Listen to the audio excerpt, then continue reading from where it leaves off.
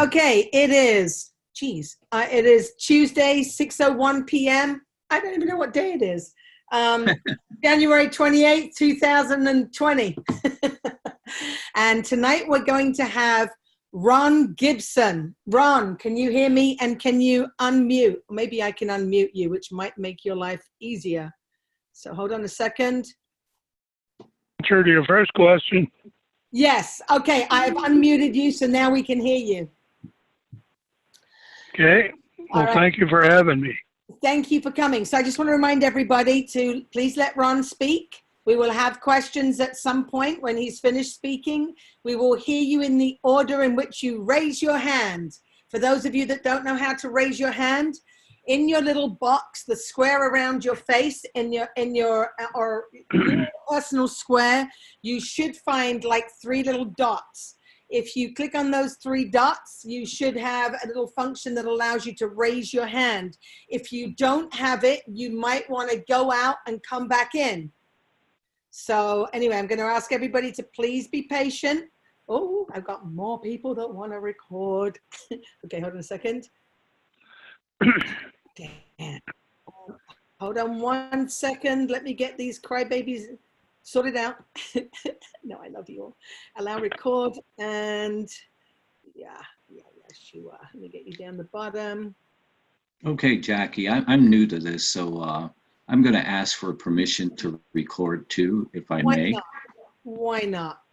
Okay. I wish I could make it that you could all just record. It would make my life so much easier. So how do I do that? Is the little record button on the bottom menu to the right? Is that all I do is push that or what? Yes, you should be allowed, you should see it now. You should have that possibility of doing that now. So okay, so I'm pushing the button now. Then. Okay, and then you might want to record to the cloud or it will go somewhere in your computer. And I'm going to ask everybody to mute out while I have a quick chat with Ron and then let Ron explain what he does. So Ron, how long have you been doing land patents? Well, a total of about 48 years. So that's almost all my life. I'm humbled. And I know we had a little discussion that you have done them successfully in California. And in terms of what would you deem to be successful? Like, let's say if it's challenged, what does somebody have to do when a land patent is challenged? Well, several things should be done. Mm-hmm. One of the things that I get into is that we really need to start looking at changing our status. As U.S. citizens are considered by the bureaucracy to be a slave. If you really push all the phlegm and the cover up and the smoke and the mirrors out of the way, that's what we are considered to be. The presumption is the word. And so there's paperwork that can be filed to change our status from a U.S. citizen to a state national, simply because slaves can't own land. And that was part of the, conspiracy after the Federal Reserve Act was passed. And then later, a few years later, the Administrative Procedures Act, June 11th, 1947. And what the Administrative Procedures Act did was a coup of our Constitution. It was for the purpose of circumventing common law, because under common law and under the right of land ownership comes a bundle of rights. And the so-called elite decided that we got to get control of that, and so we want to change the title status of land to go back to our original founding fathers established by congressional mandate, Article 4, Section 3, Clause 2, the General Land Office. And the General Land Office was commissioned to handle any and all of the United States trust disbursements of land, because you have to remember the United States cannot own land either by virtue of the Constitution. The only land that they can own is military bases, ammunition arsenal, docks, post offices, and other needful buildings.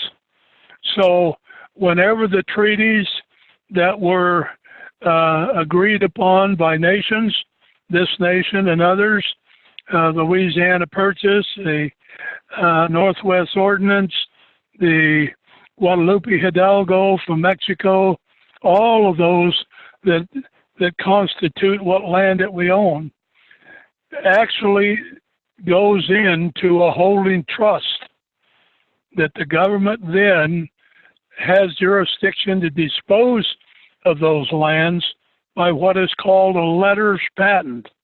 And it looks like a letter. It's the same basic size of a letter that you'd send to a family member or a friend or whatever.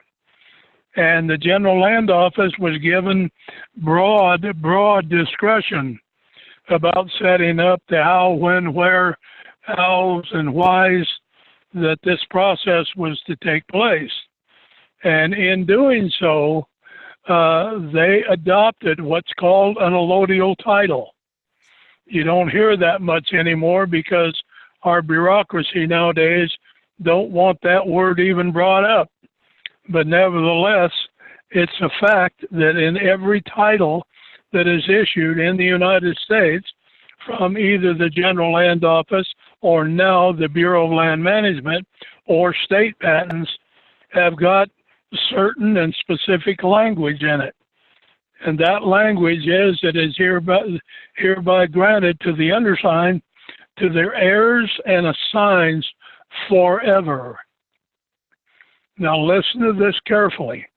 To their heirs and assigns forever. That means that no state legislation can enact any act from a state legislative body that would infringe or impair that patent or its accompanied bundle of rights. And if you go to Article 1, Section 1, Article 1, Section 10, Clause 1, you will read down in it just a little bit.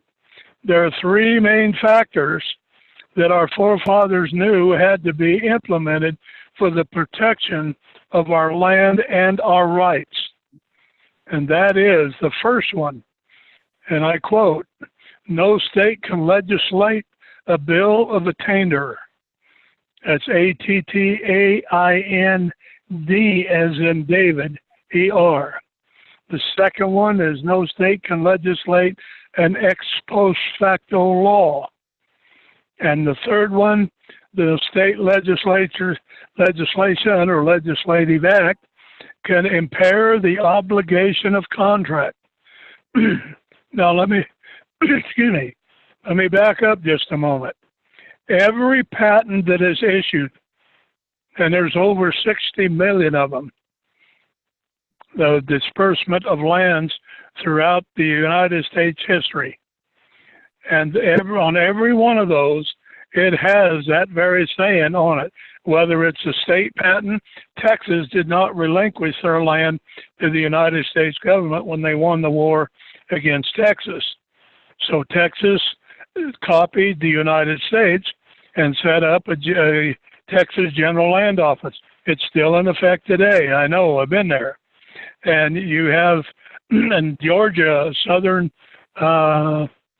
Florida issues patent because that's in a Spanish, an old Spanish land grant and French land grant. All of these land acquisitions were done by treaty. So the land patents have tremendous power. They have treaty power. They have treaty protection, and no one teaches that anymore. I'm probably one of, and I'm going to make a guess because I don't actually know, but probably 8 or 10 across the country that understands what a true title is, and that's what I teach. My background is constitutional law. I teach 4 law classes a month, and I go all over the country and I do land patent seminars. But the point being is that when that patent is issued by the United States government, it has protective covenants over it. In other words, nobody can touch it because it's a forever contract, and it so states right on the document. And that letter patent will describe who the grantee is. In other words, the recipient of that patent. It will describe the property being conveyed. It will describe if there are any reservations. In other words, somebody that had a prior right to the time that the patent was issued, those rights are to be protected. Now, what's interesting, there are 11 different types of patents, and the most common is a homestead patent. And then but the largest land area that has ever been patented is the railroad patents, but they're by specific act of Congress called the Railroad Act. And they were to perform in order to get the lands that were under that act that was identified in that act. The next large one is the mineral mining. The 1866 mining law was derived not by a bunch of bureaucrats putting it together, but from the miners themselves, who already had what is called mining districts. And they had their own laws, they had their own courts, they were an independent government. That is still true today. I am the chairman of the largest mining district in the United States, called Jefferson Mining District. We have a website. You're free to go take a look if you choose. Lots and lots of information there, called jeffersonminingdistrict.com. But the point being is that these patents were issued, there were only 2 provisions of which that patent could be nullified. Number 1 had to be obvious fraud. If there was any fraud that was found of that, then that patent could be revoked by the General Land Office. The second item was if there was a clerical error. Other than that, that patent is in stone. And if it's uncontested for the 10 years from the date of issue, then it stands, whether it's good, bad, or ugly. There's a provision in Corpus Juris Secundum 73B.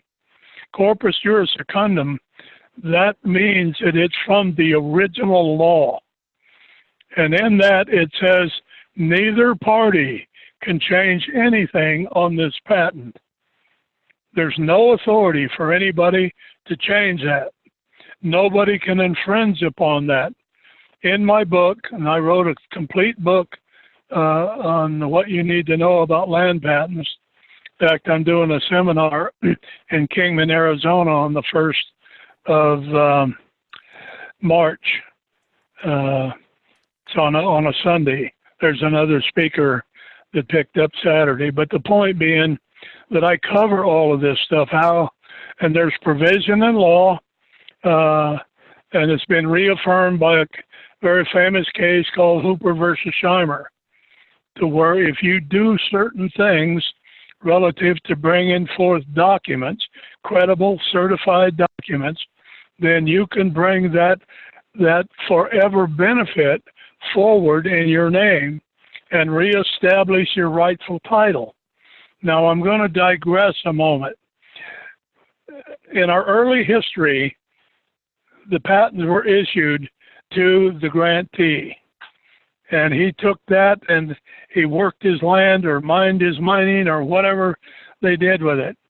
And then when he sold that property, actually it's granted, not sold, but for the sake of this discussion, divested the property. The buyer got the patent and he got the history. And then when he turned around and sold it, he passed that on.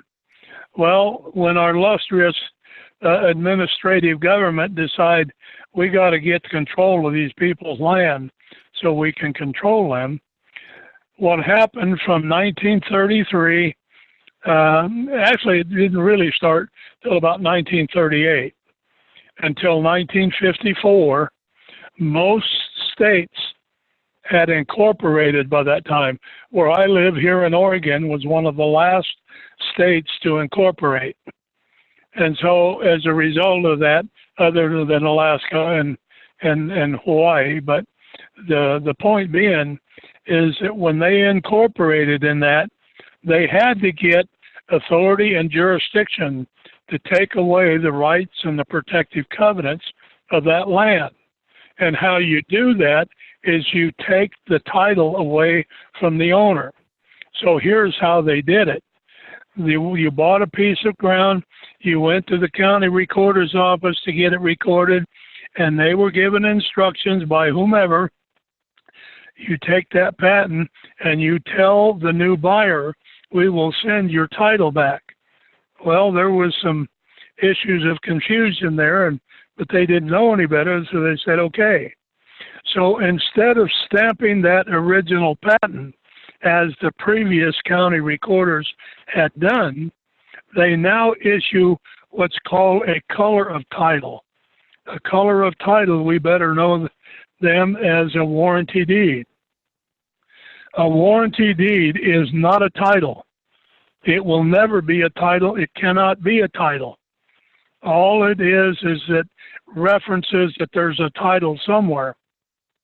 Well, this county recorder office, in their archive file, you'll find still to this day these original patents that was passed down from the grantee to the assignee, to the buyer, to the assignee, da-da-da-da-da-da. And so as a result of that, they then claimed that instead of that land being land as in its original and lawful definition, they now call it real estate. And real estate, listen to the word. What does estate mean? It means that it belongs to the state. They claim that they now own that property. That then subjected you to building codes, to property taxes, to setbacks, to land restrictions, and on and on and on it goes. So as a result of this whole issue, the people in that day didn't have computers. They didn't have access to the research like we do today. So they just accepted it and went to work and built their families there, raised their families and raised crops and did with their land whatever it is that they were trying to do. And then the government came along and said, well, because we claim that we own it, and that ownership, there's no ever a conveyance of that property to any state throughout the United States. There isn't one, I know. I spent 48 years of studying this stuff. But in the presumption and the persuasion to the people that, well, I guess to keep my land, then in essence I better pay property taxes. So once they got the hand in the public's and the private land ownership's pocket, they never want to take it out. And so that's kind of brings us up to that point here today, is the fact. Now I want to go back, if I may, to the three items under Article 1, Section 10, Clause 1. An ex post facto law is a law that means if you had a right before, then no state legislation can make a law that makes that an unlawful right. In other words, in our land, if you go to your Bible and you look out through Scripture, there are 11 different places where God told his people, the believers, that you, in fact, will inherit the land forever. You will possess the land forever. And there's all kinds of verbiage, but in every one of those 11 scriptures is the word forever. And I'm telling you, it's humbling, because your and I's right to land is a God-given right. And no state legislature or no bureaucrat or no law enforcement has any authority to take that land or impair that land. from its use. Now, every state, let me say, every state has what's called a police power. Every 50 states. But that police power is very, very, very narrow and can only, by law, not that they don't abuse it because they abuse it all day long, but by law, it has to be that what you're doing on your land or with your land that is a direct threat to public health, safety, and welfare. If it does not fit that particular and exact criteria, they have no cause at all of which to come and try to implement any time of code enforcement. I finished about a year, that's been about 2 years last October. I wrote a second book that's called You're Not a Slave, and it's predicated upon the protective covenants of the land patent.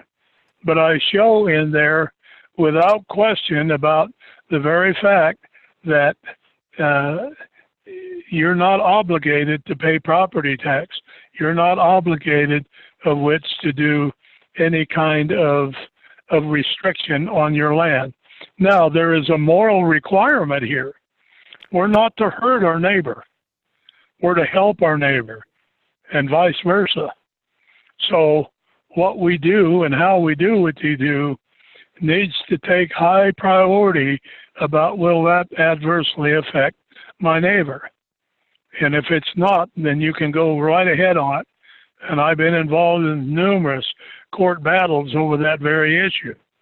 They have no authority to infringe any regulation.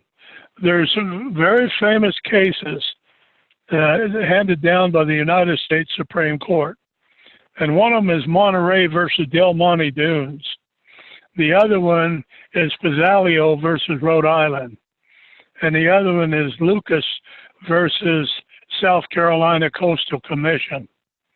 And there are many others, but those are the three that really pop up.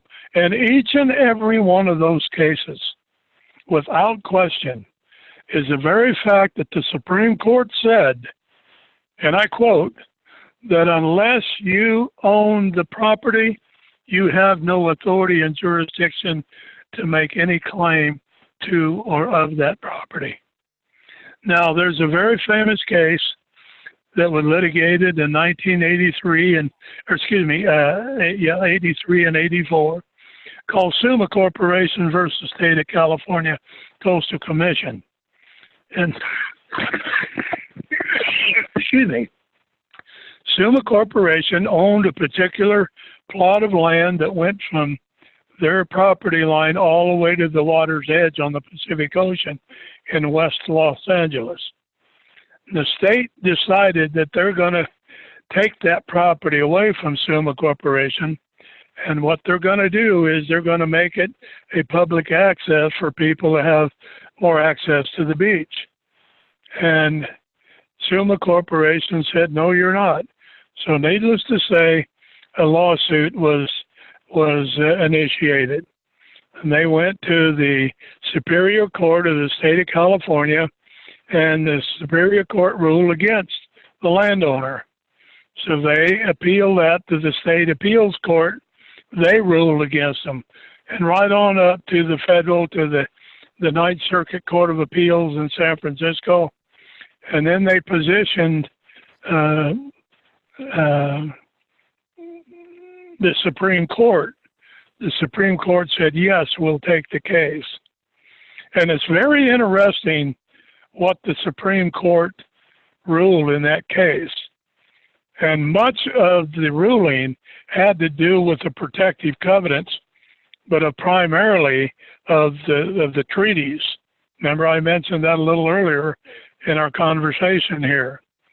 The second thing they told the state of California, this is settled law. Now that's in-house court language, if you please. And what the court was telling the state is that you come here with a claim for that land when in fact that land is protected and it's a United States government obligation to protect it. And so therefore, it started out by what the General Land Office stated it was going to be, and it's carried through up to today, and it will carry on throughout the history of this nation. Said you have no authority to infringe upon that, in which they quoted then the Fifth Amendment. You can't do anything with land unless you take land, unless you pay for it. The other compelling thing that the Supreme Court said in that case was the very fact that the state of California had no privity. And privity means that they had lawful standing to bring a suit relative to their claim to that land. And they said, you were never named on that patent. And I have gotten a number of government entities to back off because I challenged them with that very issue. Where is your name on this patent? And then I quote them these cases. There's another very famous case that I love this thing. It's called City of Dallas versus Mitchell. And in that case, the court stated that our rights don't come from government. Our rights come from our Creator. And we're not obligated to government rules and regulations unless we volunteer to be subject to those rules and regulations. Now, I'm going to say something that may kind of shock some of you. Maybe some of you know all too well. Statutes and codes that are used by the corporate government that we are supposedly functioning under right now are not law. They're corporate rules and regulations. There is no law in amongst any statute out there, whether it be state or federal. And so they've got the people believing that we're obligated to all of this statutes and codes. That is absolutely not true. So be careful what you sign. If you sign something you want out of, do a signature of revocation of signature and get out of a lot of that stuff. Same thing with a marriage license, a state issued marriage license. The state was never to be a party to your holy marriage before God. That was never to be the case. Because when you do that, then you give them your children, your rights, your home, your possessions, your money, everything.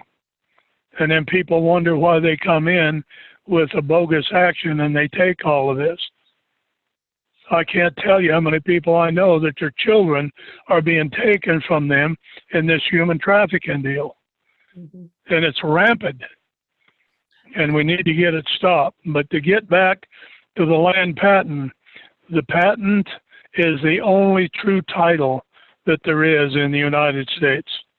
Now, I want to read you something. This is out of the first page or so out of my book.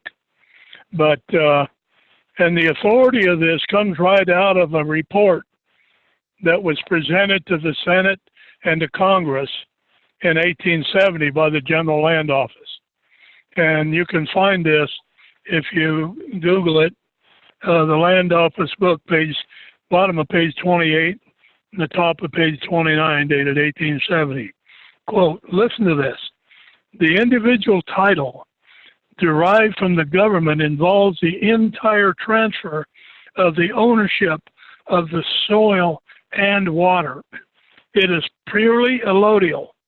Allodial means owing to no one, no lord or superior. That I just added that, but that's what the word allodial means. With all of these incidents pertaining to that title as substantial as in the infancy of a Teutonic civilization. Following in the wake of this fundamental reform in our state land laws are several others which constitute appropriate corollary.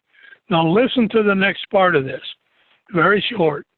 The statute of use was never adopted in the public land states, and hence the complex distinction between use and trust has never embarrassed our jurisprudence.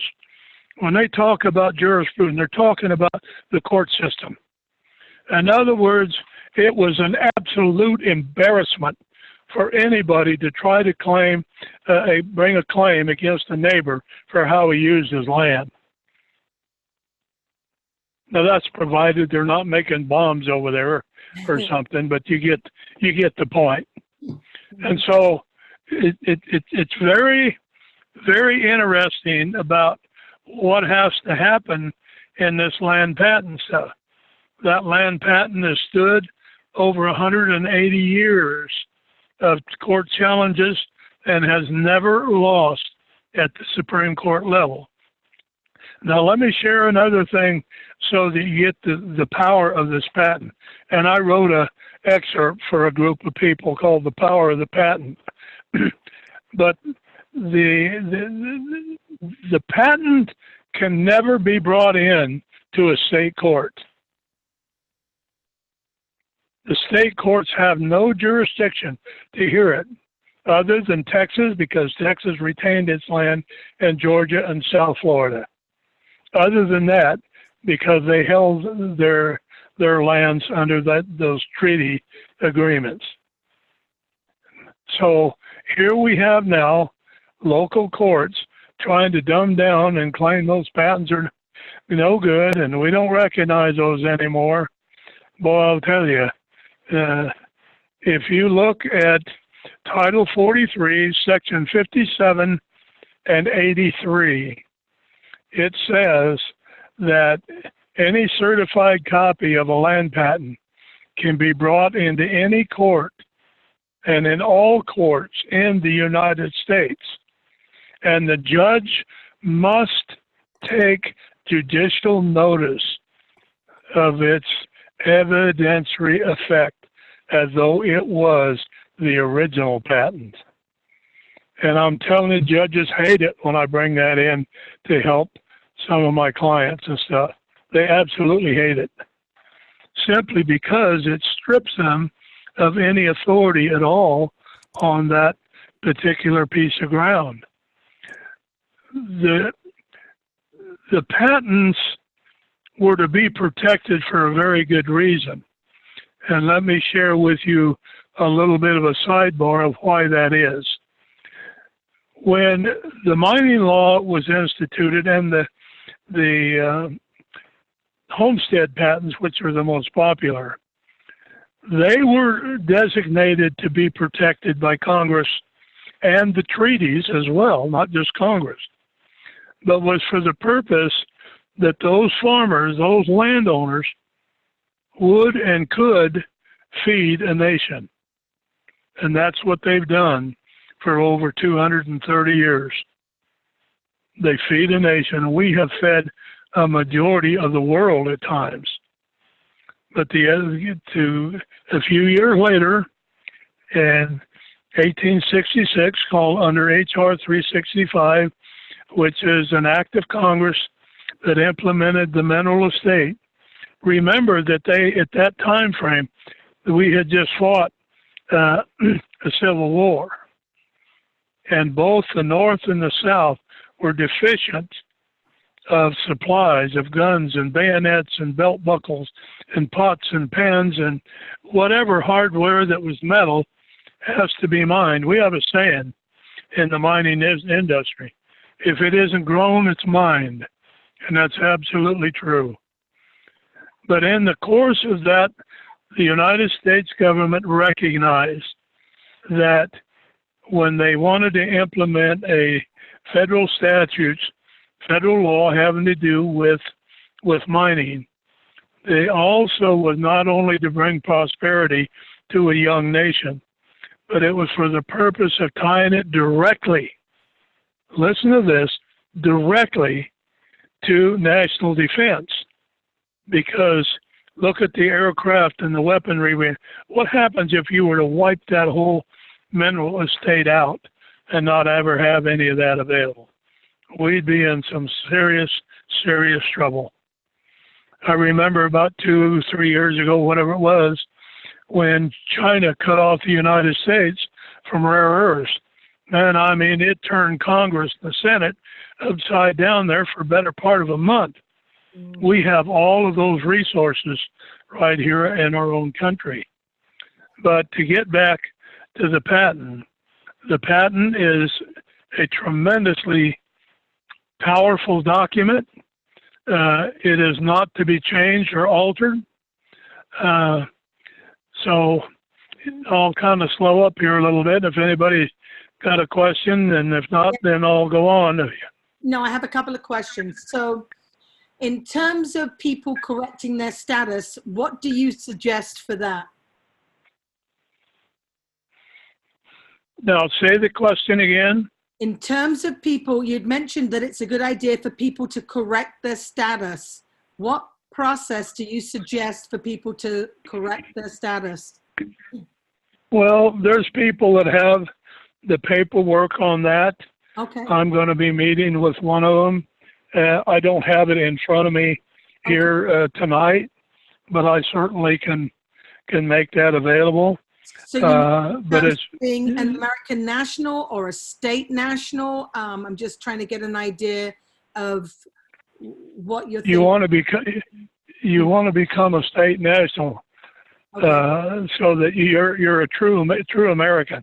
Right now, we're all slaves. So see, the government. Go ahead. Well, the other question would be, if somebody wanted to do their land patent, what do they need? I know we discussed before that the property needs to be in your name and not in like a trust or something. That is correct. What other and I deal with that in. You deal with that in your book? Yes. And then I have full instructions in there about what to do, what's needed. I do encourage people to let me do the legal work part of it because it's a legal paper and it needs to be done correctly. There's a woman in California decided she'd do it on her own, and anyway, she was trying to take somebody else's property using this patent process. Yeah. And she went to jail for 7 years. Yeah. It's so under fraud. So would they need to get a copy of the patent that covers theirs? Would they need an abstract of title dating back to the patent? That is correct.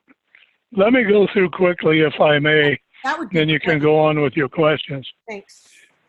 What is needed? I mean, if you're asking someone to, excuse me, asks me to put all of the legal papers together for them, they need a certified copy of the original land patent. Now, how you find that, you have to pull your warranty deed out of your closet or your drawer or your box, wherever it's stuffed, and find the meets and bounds. And the meets and bounds are identified by township, range, section, and where you're located within that section.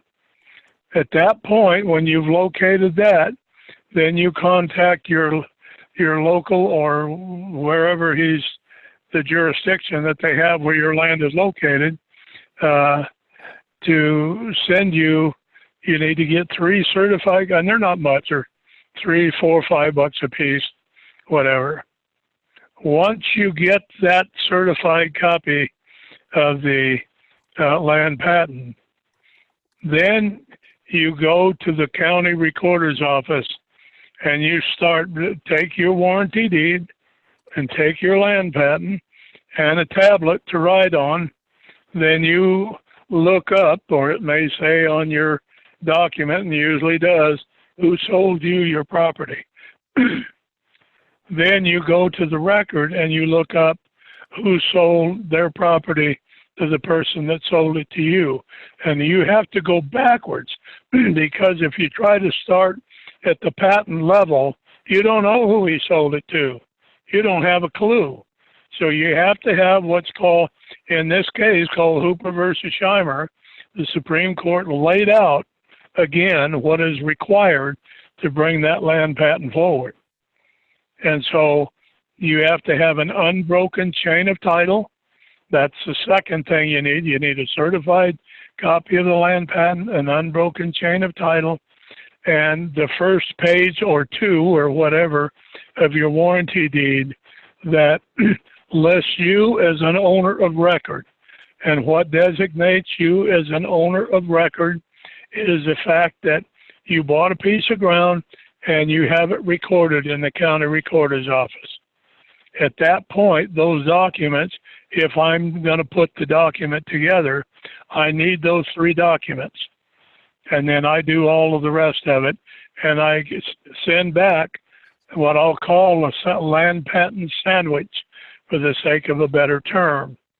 Because it's kind of like you put the bread on the bottom, and you put the meat and the lettuce, tomato, and the cheese, and whatever.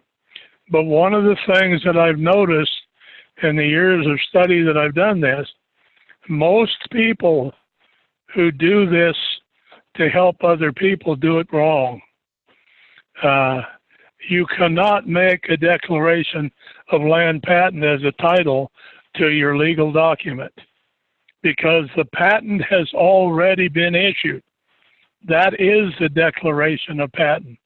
What is required, according to Hooper versus Scheimer, is that you have to issue a certificate of acceptance of that declaration, not declare a declaration of land patent, because that means that you're trying to duplicate something that the government has already issued, and that's fraud. By definition, that's fraud.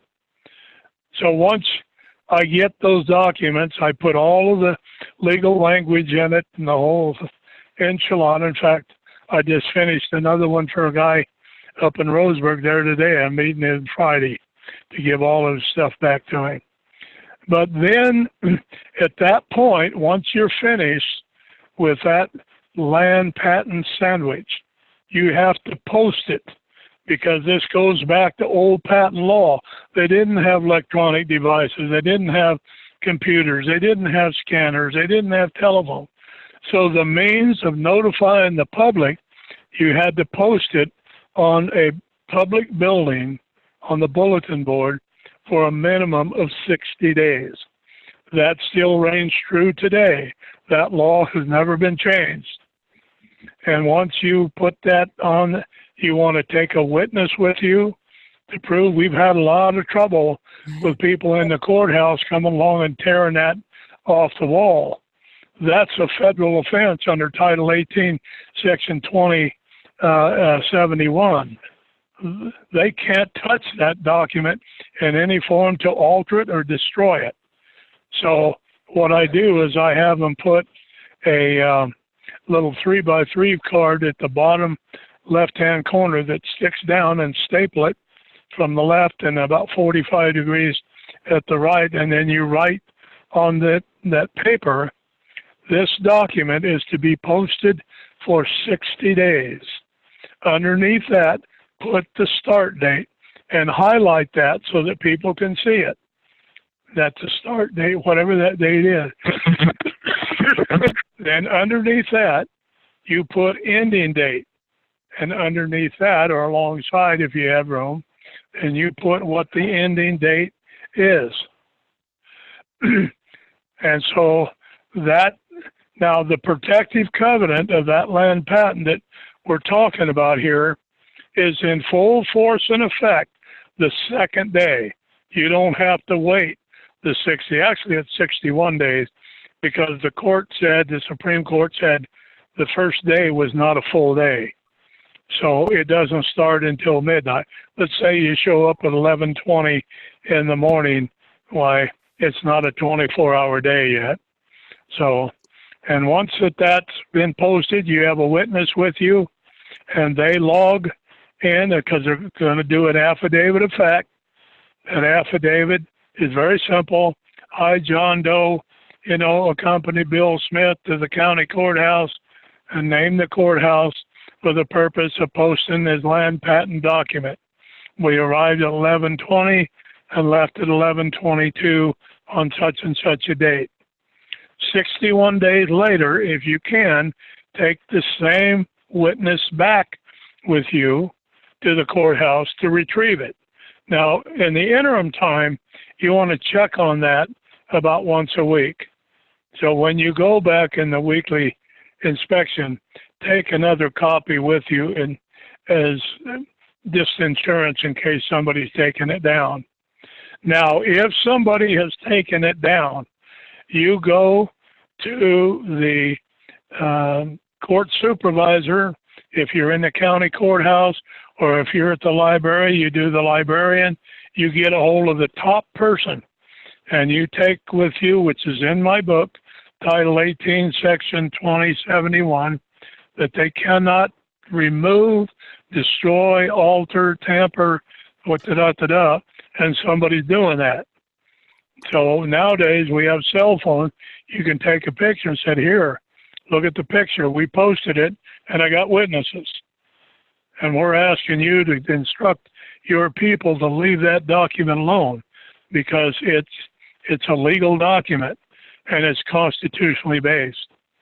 So anyway, after that period of time, then you take that, you pick it up 61 days later, then you go to the county recorder's office and you have them record that document. Now, we've had some trouble here, not a lot of them, but a few of them, when they go to record it, remember, you're putting this in your upper and lowercase name. Do not put it in a capital straw man designation because this is a common law document. This is not an administrative document.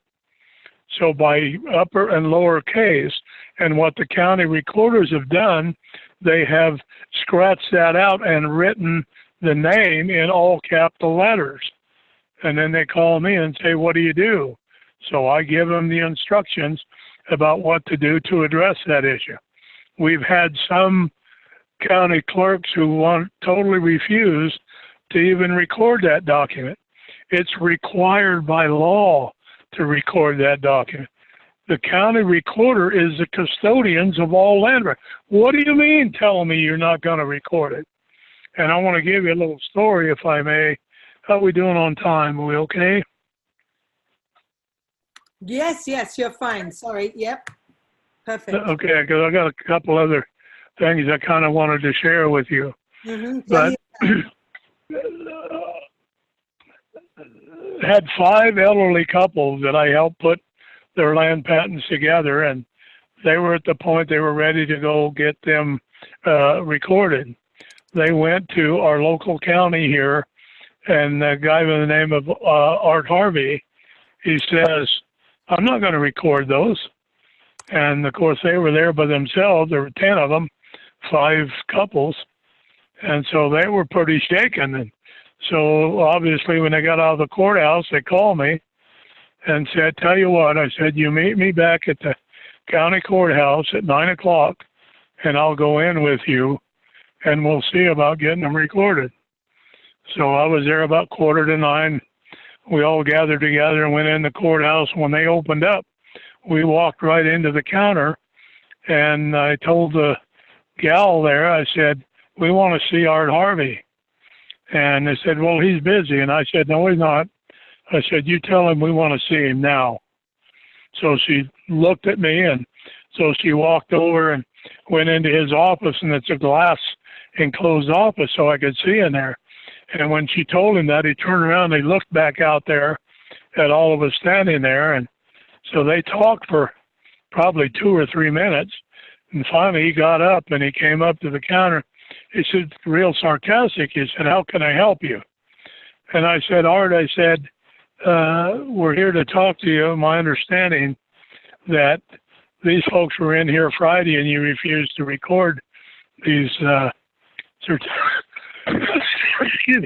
the certificate of acceptance of the land patent. Is that correct? And he said, yeah. He said, there's no statute, an Oregon statute to do that. And I said, Bill, in all due respect, I said, I beg to differ with you. I said, first of all, I said, it's mandatory by federal law. And second of all, I said, I think you better get your statute book and look ORS 93.650 and 93.680.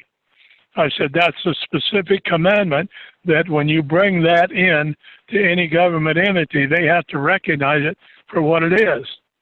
And I said, if you decide you don't want to do it, then that's okay. But I said, expect a suit to follow up under criminal statutes, Title 18, Section 241 and 242. And I opened my book and I showed him the court cases, Morton versus Bifold Rubber Company. And I said, I would encourage you to read it. I said, we're not here to throw stones. We just want to get it legally recorded like is required by law. So he pulled the book over to him, turned it around where he could read it. And then he just turned around, he looked at the gal and he said, record their document, turned around and walked off. So I'm just saying you have to know a little bit about what to say when you get into those situations. But needless to say, they all got their patents recorded, and now they have protective covenants on their property. So what about, anyway, here's a big one. What about property taxes? Everybody wants to know, have you got them off the property tax rolls? Yes, we have gotten several off, and we haven't got more because we just started doing that part of it here last summer. So, any in California by any chance? I'm sorry? Any in California? No. Not yet. One of these was not. We haven't had an occasion to do one in California yet, except okay. You and I talked a little bit about this here the other day. Mm-hmm. Yeah. But no tax. Oregon Supreme Court in Redfield versus Fisher case stated very clearly, you cannot tax a man for his pure existence. And to have a home and to lay your head and to raise your family is a necessity of life. Yeah. And the Supreme Court of Oregon made that ruling in that case. And there are many, many others of those cases as well. But nobody wants to. We'll go watch Dancing with the Stars all night long, but it won't take a few minutes to study. Yeah. And the federal courts have said over and over and over, if you don't know your rights, you don't have any rights. You don't have and unfortunately, that's true. Very true. So I appreciate your group there and their quest to learn. You don't have to know it all. That's not required at all. But you better know a little of something. Yeah, because information also helps. And on that subject, how do we find your books? I've been searching while you've been talking. You named 2 books. I have not been able to find the actual physical books. Where would we buy those? Well, you're talking to him. Everybody has wanted me to get it on Amazon, and we're working on doing that. But I've just been so damn busy with all of the stuff I've been doing and helping people in seminars and, all of the other stuff. People come to me, want me to fix it all, and, just a lot of demand on my time. Sure. But anyway, let me give you how to get the book. Yes. Send me a check. Now, I have 2 books.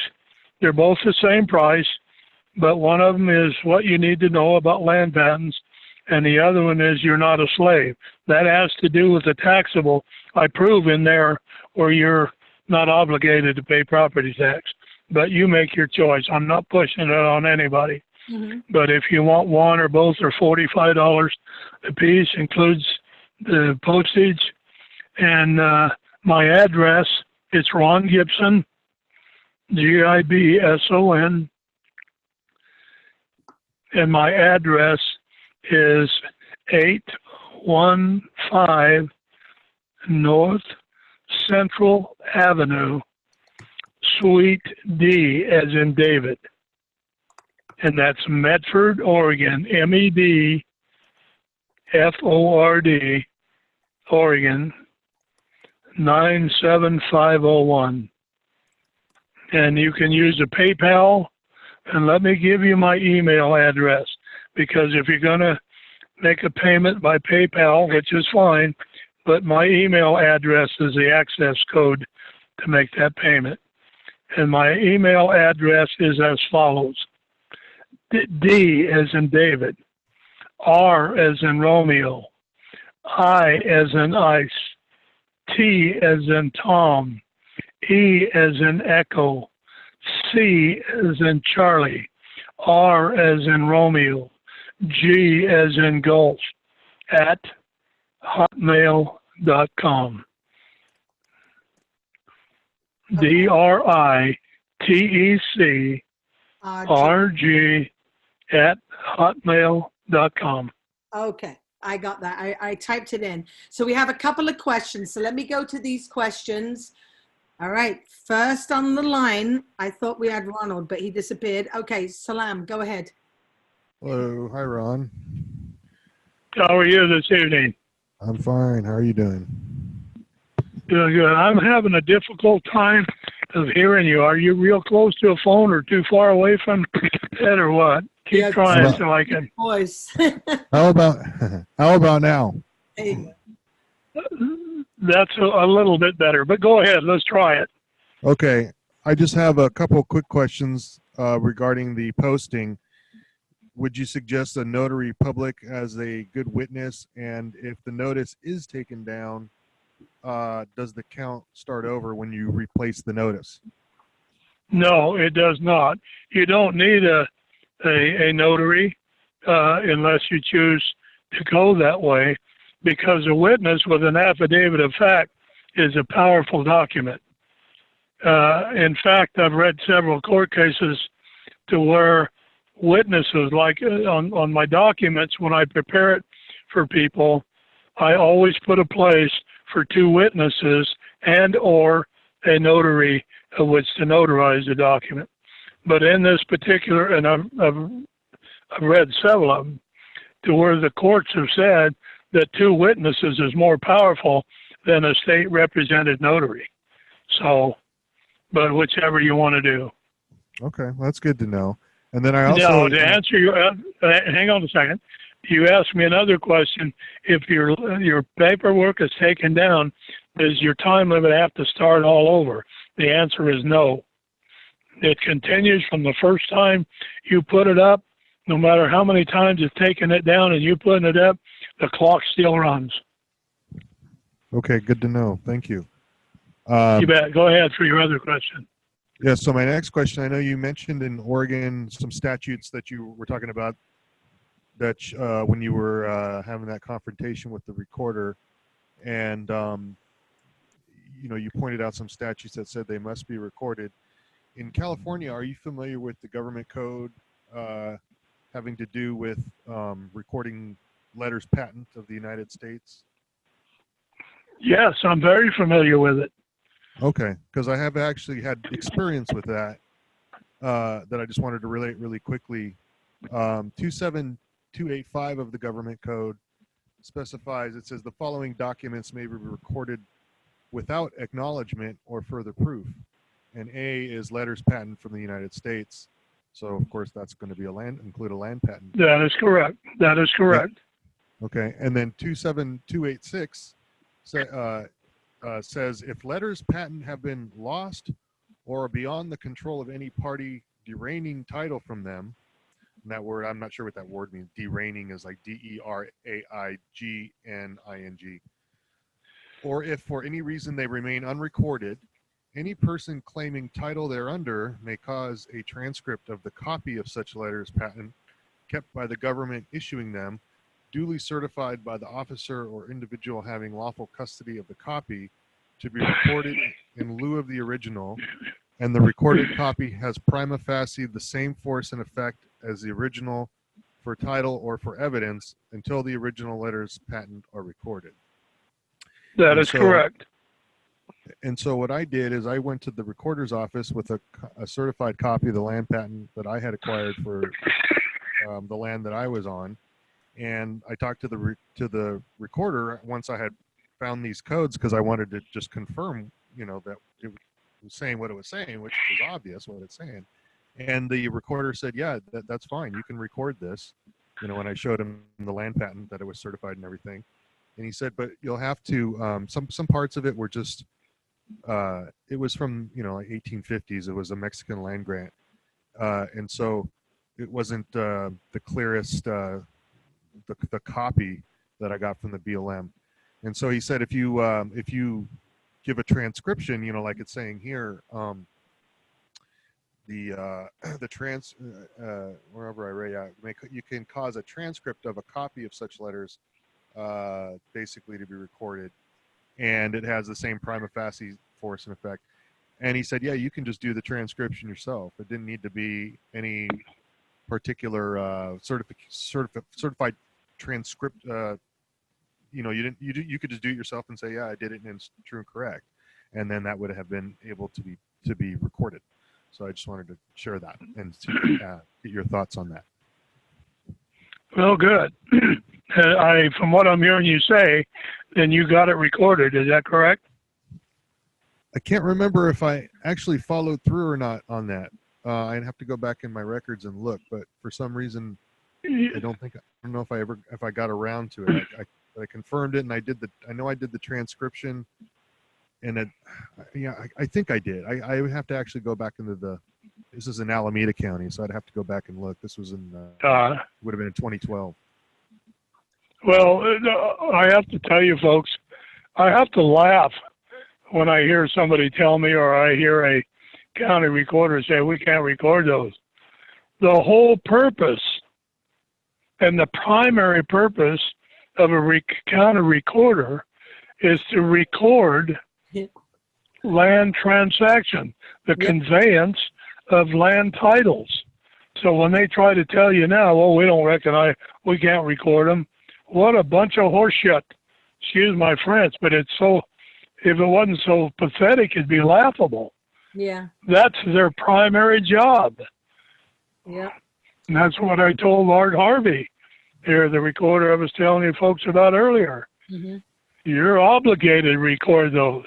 If you don't record it, then that's a federal crime. If you destroy it, that's a federal crime, and on and on and on. I said, how far down this criminal list do you want me to go? He didn't want no part of that. Okay.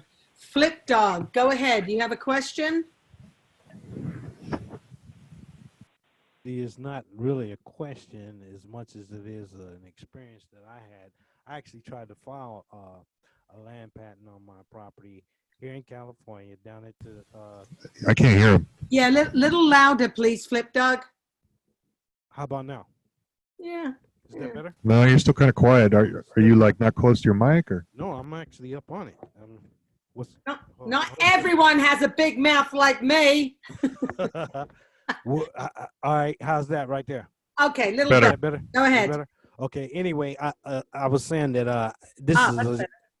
Huh? That's better all of a sudden. Okay. Go ahead. All right. Yeah, I had an experience where I went down to the county recorder's office here in California and tried to file my land patent. I actually got in contact with someone who worked for the city. He helped me find the meets and bounds. We pulled up all the maps and everything. I had all the maps to the land patent and everything. But bottom line is I went down there and tried to file it at the county recorder's office. And when I went up to the window, the lady looked at me, then she said, hold on for a minute. Then she went and got a police officer, and he stood behind her. And then she says, now, what did you want to say? And I said, I wanted to file this paper. And she says, what is it that you want to file? I said, this paper right here. I said, this land patent. And then the police officer pushed her aside, and he stepped forward, and he says, you mention that word one more time, and I'm taking your ass to jail. Oh, that's a good one. And I never did get a chance to file it. And as a matter of fact, I ended up losing the property. Oh. But see, that just shows you folks how much they're afraid of these patents, because it totally strips them of any authority and jurisdiction having to do with land issues. That's why if your property is in a land patent, it cannot be foreclosed on. Not they might try it, but I'm telling you what, you just file a countersuit on a motion for quiet title with damages on the thing, they got a problem. Yeah, because I'm sorry. Go ahead. No, go ahead. No, I was just gonna say that I even went upstairs and talked to the head guy that this is in charge of the folks downstairs, and I showed the paper to him, and he Quick took a look. question, Flip Dog. Were you filing it with an acceptance? How was you filing it? Actually, I was filing it as a declaration, and I heard Record. I heard earlier. Record. Yeah, well, I heard that he said that you can't do it that way too. yeah. So but really, yeah, you could have got into some trouble, you know. And sometimes But I find that, you know. But the thing is this though, when I went upstairs and I talked to the head guy who was in charge of everybody downstairs, he took a look at it, and I said, do you see anything wrong with this? And he looked at it and he says, no, and I says, well, why can't I file it? And he says, hold on. He says, I'll go downstairs. He says, you'll file it today. And I says, are you sure about that? He says, yeah.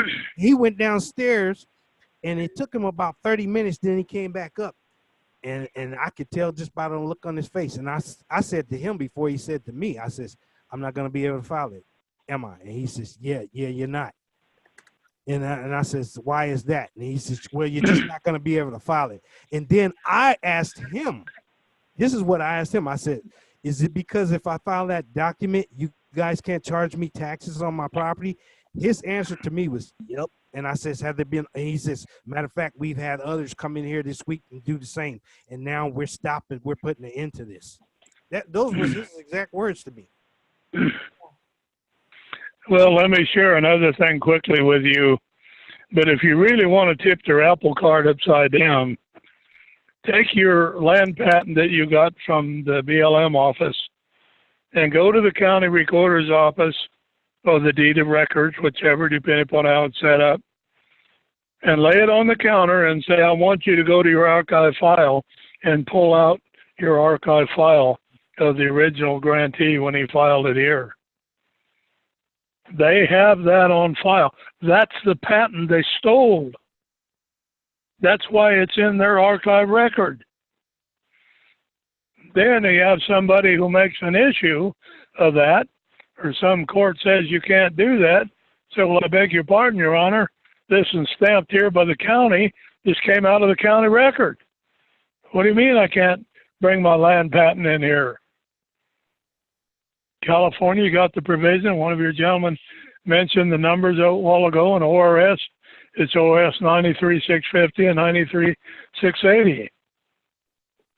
They just squeal like a pig under a gate because there's nothing they can do.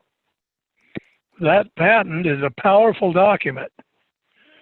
So I could share hours and hours.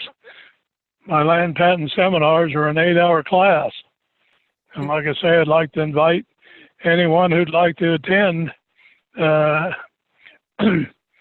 They're in Arizona, Kingman, Arizona, on the 1st of March. Starts at 8 o'clock in the morning. We go till 5 o'clock in the evening.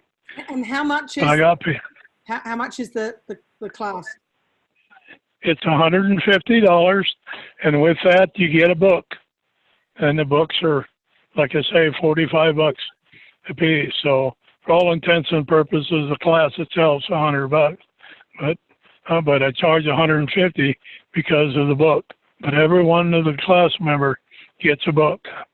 All right then. And then if somebody wanted your services, do you want to discuss how much that is, or does it depend?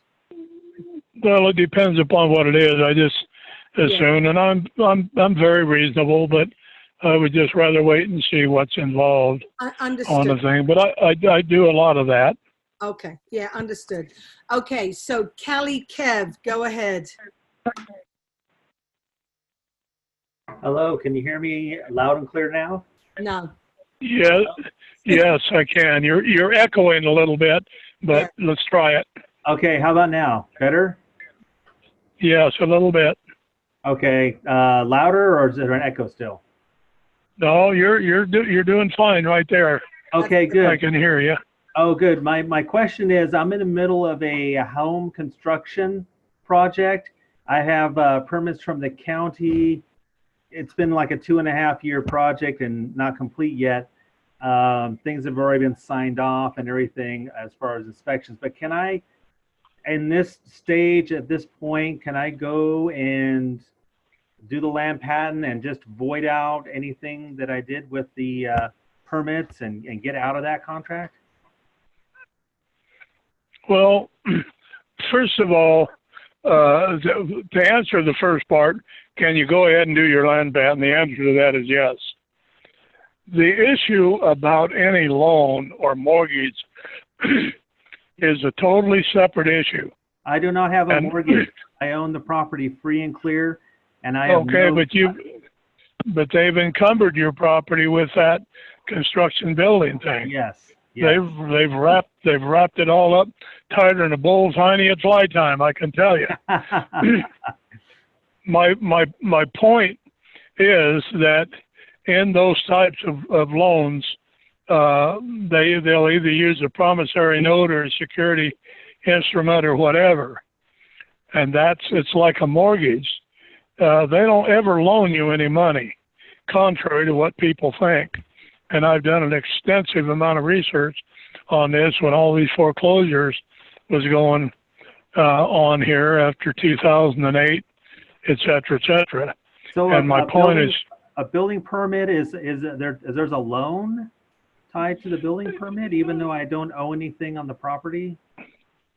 Well, no, the permit itself isn't, but they don't have any authority to charge you or require you to have a building permit. Yes, I'm aware of that from listening to you. See, that's what the patent does.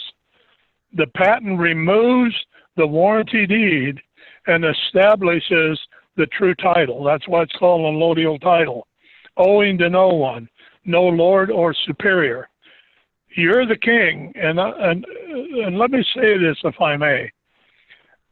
We need to stop acting like slaves and start acting like kings.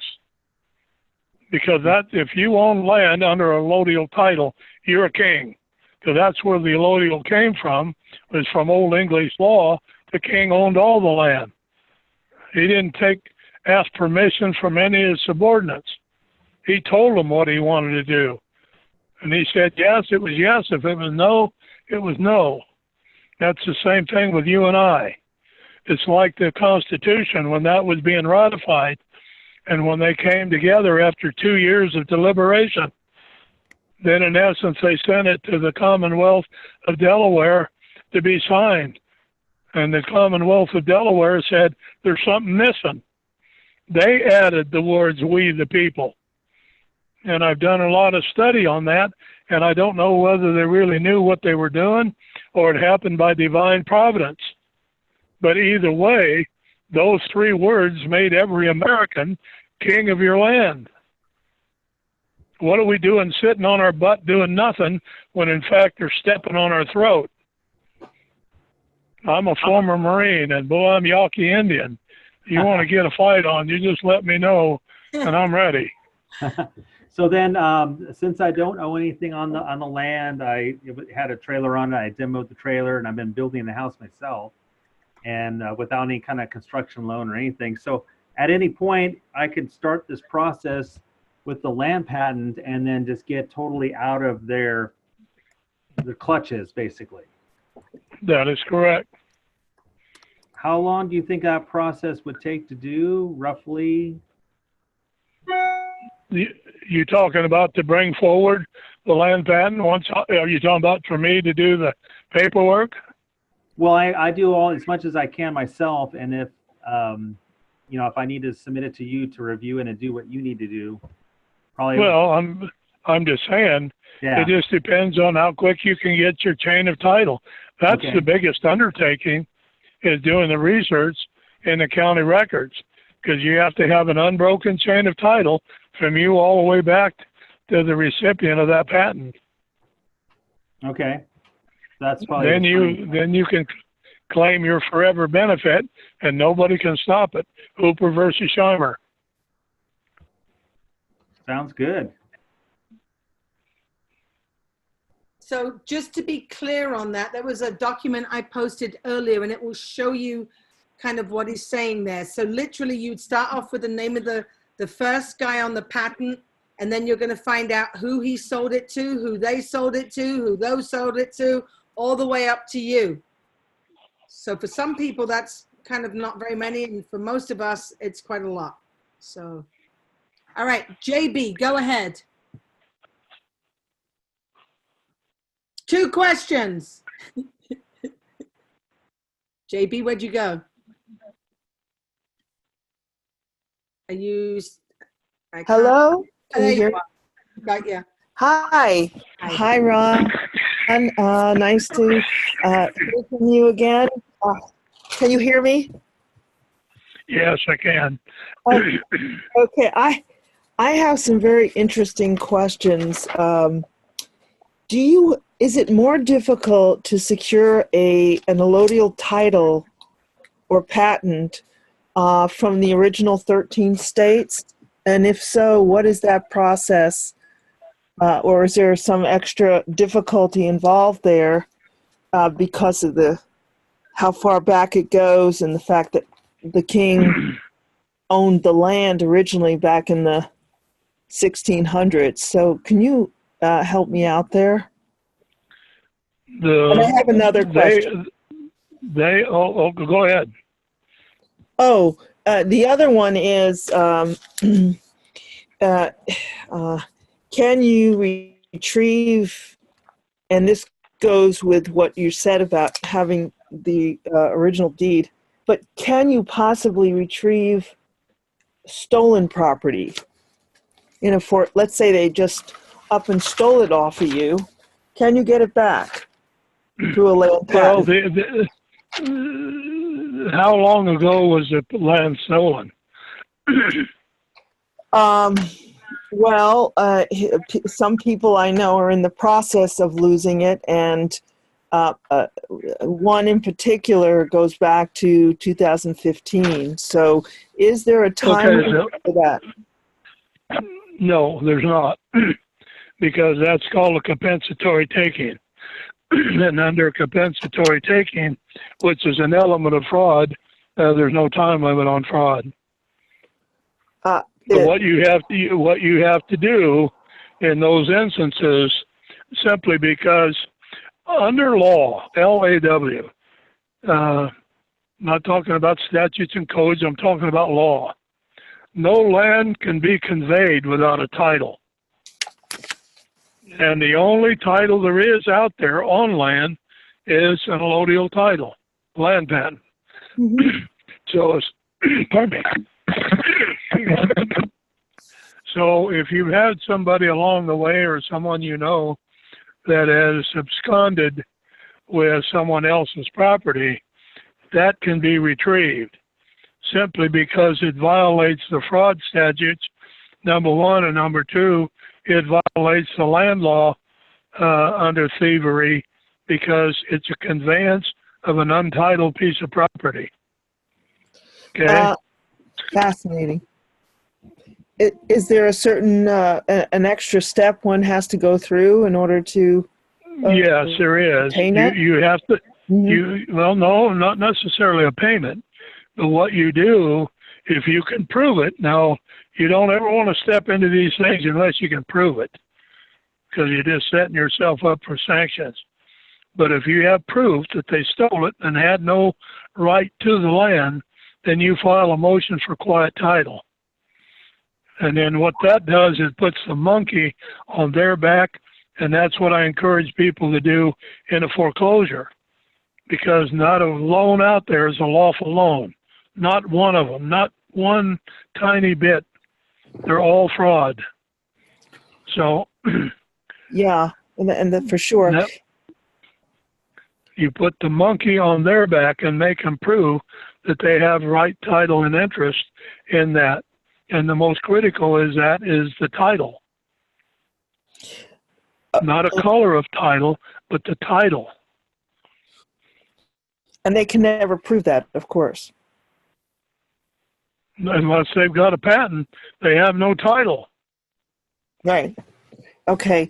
The other thing I wanted to ask you, Ron, my friend in Minnesota lost his home brutally. I mean, they came with tanks and FBI and federal marshals and literally what do you call the battering ram, and broke down the door and seized him. Now, this was in 2011. When before that, he had this title. There was a whole group of people that had done their allodial titles. And what Minnesota said was that we own the entire state land and you cannot file. I don't know if you have ever heard that, Ron, but I found that fascinating. No one can file their allodial patents in Minnesota. Is there such a thing or a written rule? No. And That is how can we get absolutely not correct. the governor? That is not correct. What can he do to get it back? Because it's pretty long ago, but can you imagine a governor making a blatant statement like that? They said the entire state is owned by Minnesota. If I could interject just real quick, I'm in Minnesota, and the Minnesota Constitution also states that all property is will be in a allodial title. There you go. Right, but that's the state having a allodial title, and that they could not get a patent because the state had the title. Is that possible? Stop there a minute. Remember what I shared with you folks earlier? How did the state get the title? It's true in one sense, but the conditions about how they got it is the fraud and the criminality. They do have the titles, but they stole them. But how? When the people came in, okay. You file a motion for quiet title based upon the fact that the fraud and deception of a warranty deed is no title. And that land is forever. See, we forget real quick, folks, and I'm going to challenge you this, and I'm going to just take a knuckle and kind of tap your forehead. You have to remember what the language of the patent says. Forever. And the patent said what? I quoted it to you earlier. It is hereby granted to the undersigned. When you have a granted property, it means it cannot be taken without your knowledge nor consent. To the heirs and assigns forever. Now I want to get back to Section 10, Clause 1. First one was a bill of attainder. That's a tax foreclosure. You don't get the benefit of a trial. You don't get nothing. They just say, if you don't pay us, that's extortion. So that's all fraud.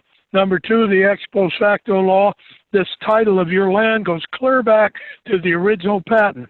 Anything subsequent in that, they cannot change. I quoted you Corpus Juris Secundum 73B. They can't change that. So now we go to they cannot impair the obligation of contract. That's what this gentleman's talking about there in Minnesota. When that patent is issued, no state can have a bill that infringes upon the owner's right and possession and enjoyment of that property. Okay, thank you. Okay, No well, one has to that go right. with this. Hold on, Jabby, go back to the bottom because now the next person is Chris. No, this goes in line with what we're talking about. So let me finish. Go ahead. These are really, really important, Jack. So you can go back into the line. Everybody else is just as important. Two questions. no, same issue though. It's the same issue on Minnesota. If you don't have your warranty deed, if you don't have this deed anymore because they stole your property, how can you still do the allodial title? And thank you very much. Can you still go for the patent? Technically, yes. It makes it a little more difficult because if they have recorded that through the thieving of your property, that there's another chain of title holder of that, owner of record, if you please. But to answer your question, yes. Okay. because it was done. It was done under criminal conduct. Yeah, it remains yours forever. Okay, Chris. Thank you, Ron. Yes. Thank you, Debbie. Thank you. Come ahead, Chris. Hi, Ron. Can you hear me? There you are. All right. I can hear you very well. Thank you. I live in Illinois, and my title is held by Chicago Title Company. First off, what does that mean? And secondly, if I do the allodial title, do I just disregard Chicago holding it, or do I have Oh, to do something with? Well, let me ask a question. Maybe you've done this already, but have you physically gone there and looked at that title that they're claiming they're holding? No. At closing, I Are you- signed documents that stated it would be held by Chicago Title Company. Okay, well then what you're talking about then is a warranty deed. That's no title. That's a color of title. So what they have is a worthless piece of paper. Let me tell you what a warranty deed does, and then I'll share with you what it does not. A warranty deed only acknowledges that you have an equity interest in a given piece of land. And it also gives a right of occupancy, but absolutely no right of ownership. Does that make sense to you folks? yes, that makes absolute sense. That's why the warranty deeds, because they stole the titles, and that's why I want you folks, if you can, go to your county courthouse. If you got a copy or get a copy of your patent, then take your one that you get from the BLM or from the state or wherever you got it from, and take it down and tell the court clerk, I want a duplicate copy of this out of your archived file. Now, they're going to go get the very patent title that they stole from the person when they took those titles away from them. And you get a certified copy of that back out. Now you have what's called prima facie evidence of the theft. It's going to be the same document that you get from the BLM, but it's going to be out of the county record, and the county's going to certify it. And they have to provide it for you.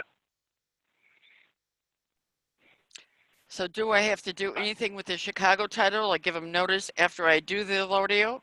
No, but what I would do, I would go and I would tell them that you want to see to verify that they in fact have what they're claiming to be a title.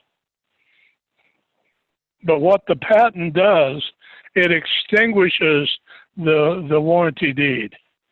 The full warranty deed's a fake anyway. That's why it's called color of title. And I have a whole section in my book about color of title and case law on it, with pages and pages and pages. But to answer your question, no, you don't. You bring your land patent forward, and then you record that, then that makes that piece of worthless paper worth nothing but fire starter, because it never had validity to it to start with. Now you have a true title in your hand, and that's your land patent sandwich, and you've done everything according to what Hooper versus Scheimer, the Supreme Court, said that you had to do. Great, Fascinating stuff. Absolutely fascinating. Okay, That's Chris? what I teach in my law classes. And again, anybody who wants to attend, it's March 1st. $150. Free book. Is that okay, Chris? Well, there's Yes, a thank whole you. lot of stuff that I add to this. I haven't even scratched the surface of what you get in an all-day law class. So, I'm just so okay. Any other questions? Yes, there are. That people are lining up to talk to you, and their arms are aching. Go ahead, Salam. Hi again, Ron. Just to clarify, when you say you go to the county courthouse to get the land patent records, is that also in California? That's true in California. I've had people do it. I know. So you're saying that they've at some point, or whenever a land patent is recorded, I guess even to this day, in the rare event that they are, the courthouse will have a copy in their record somewhere. Let me share something with you, a little bit of a sidebar to your question, but I think it will answer it. When they stole the patents, that's what gave them the excuse, not the authority and jurisdiction, because they've never had that, but gave them an excuse to phony up a phony title and call it a warranty deed. All a warranty deed does from the title company is that they're guaranteeing that the payment is made relative to that. They're not guaranteeing a title. They have no title to guarantee. Yep. The only title is that land patent. And folks, you kind of have to spin your brain here a little bit to let that sink in.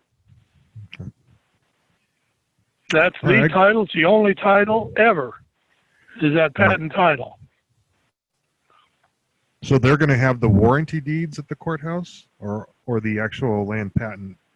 No, they'll have the actual land patent, but it'll be, pardon me, in their archive file, and you want to get a certified copy of it. Now you've proven if you have to, somebody wants to get stupid. Boy, I tell you what, I love that game. You know, here's a good question. So let's say someone buys a tax defaulted property. So they buy a tax deed, or if they buy a foreclosure, do they really have good title? Like, can they prove? No. Okay. No. A sheriff's sale is a phony sale. A tax sale has no title. Great. Nobody has a title without the patent. Okay, great question. Okay, Joe J. P. Hold it. I got my other question, right? I do have a relevant one. Go ahead. Thank you. Which is, so I studied under Bob Schaefer, and I'd be curious if you have any comments about where you differed with Bob, maybe on anything. But I studied under Bob for several years, and I actually had my land patent posted on my door and did everything that, like you're talking about. And, when the sheriffs came when I wasn't there, they literally ripped all the notices. It was like 20 something pages worth, and literally ripped them off the door, and I found them in the trash can, and then they proceeded to bash the door down and take the house. So getting back to, can we go back and get our house back later on? Does that help me anyway, or does that strengthen my case if I do just choose to go back and go that route using the land patent that I claimed? You faded out at the end there. Say that part again. Can you go back and what? Is the land patent, is what I did going to strengthen my case if and when I do go back to try to get the house? Did you have it? Was your land patent recorded? I had all kinds of trouble trying to do it. I tried to record it in many different ways. I think I did eventually get it as an exhibit to one of the documents I recorded. I'd have to go back through my records and look. Well, let me answer this in part, and that is the issue that the law says in my book, that when a document is deemed filed, when it's delivered to the clerk, whether or not it is file marked. Yep. Okay? Now, if you have a witness, and you can do an affidavit of fact or an affidavit of truth that you did try to get it filed, because what I'm describing to you folks here is that they're doing criminal activity. Everything that you've described is criminal. Everything that you've described is criminal. And I know you do. I'm not throwing stones that you don't. All I'm saying is that the very fact that if you can prove that you tried to record that document, then in essence, you got a case.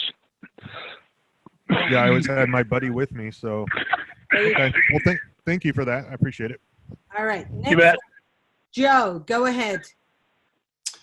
I was curious about how this might affect HOA fees after it's been accomplished.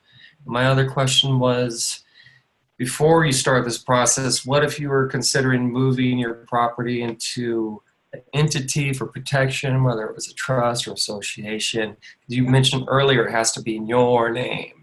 It has to be in your name. Why in the world would anyone want it?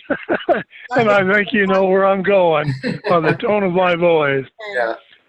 I don't know of a trust out there that I can't break. Yep, trusts are not good. It's Okay. an administrative creation of man's figment of his imagination. A trust is nothing. It's a way for attorneys to get money and to think they're really protecting your property when it's a joke. The most secure and in-ground rooted, rock solid, anything that you can have is your patent title, period. Okay. So if you bought your property through an entity, you still need to take it out of that and put it in your name, your own name. I'm sorry. Say again. So my particular property I purchased with my business, so it's not in my name.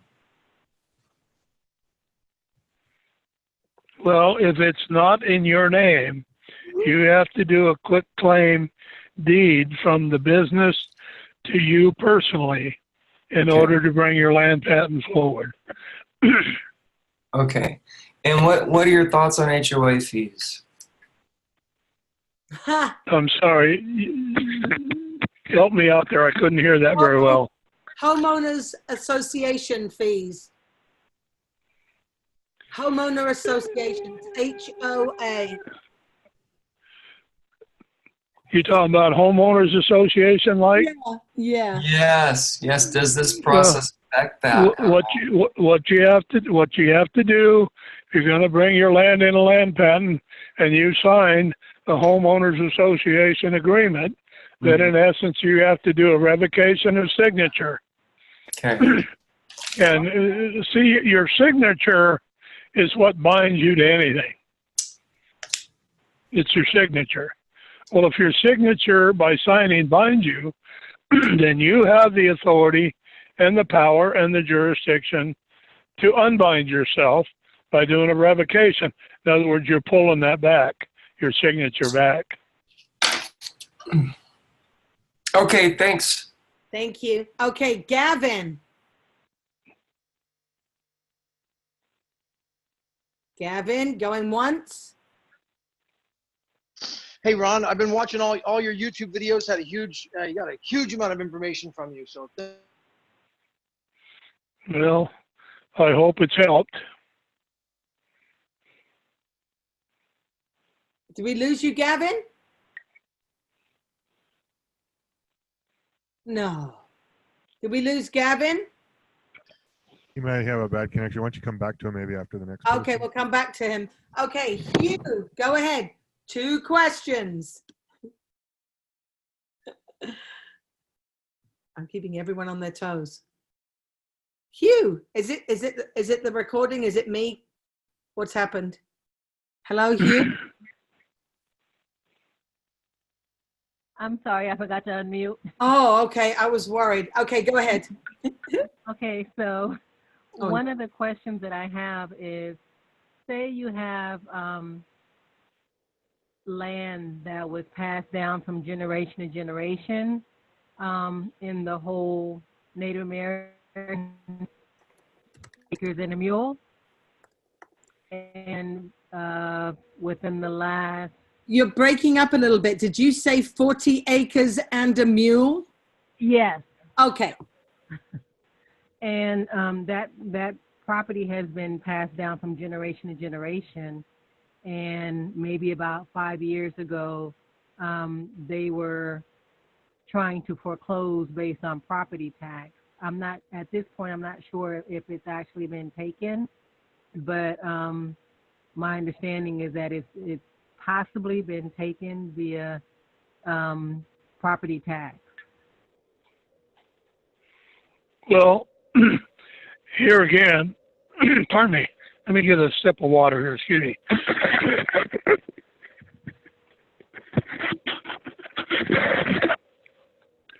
Taxes are a constitutional violation. Article 1, Section 10, Clause 1, under the Bill of Attainder section. Simply because the land was, and that's what my second book that I have for sale addresses in detail. And that is the issue that it violates every protective covenant that our forefathers put on that land. It violates the allodial title. It violates the Corpus Juris Secundum 73. It violates the intent of Congress. And it just goes on. I got a whole page on the items that it violates. Our forefathers never wanted the poor man to lose his property to banks and speculators, etc. That's why they designated the titles to be allodial, owing to no one. Now, if Corpus Juris Secundum 73B applies, and it does, then once that patent is issued, nobody can change that. I want to know where the county think they got authority to implement property taxes, because it isn't in the law anywhere. Okay, I was wondering Anywhere. about that. I've never found it, so it just, you've not found it either. No, that's because it doesn't exist. Okay. Okay, so Okay. so in this situation, how would you go about finding some way to get the property back if it's been taken? Well, pardon me. Again, you have to file an action because they're not going to want to give it back, so you have to force them in and through the court. Now, I want to give a little sidebar here. I have so many people when we get on the subject of having to go to court. Nobody wants to go to damn court. Exactly. They're nothing but a damn den of thieves. They make me want to puke. But the point, let me say, what I suggest, if you have a relatively large group of people, each one of you donate to a common pool, which called it's a legal fund.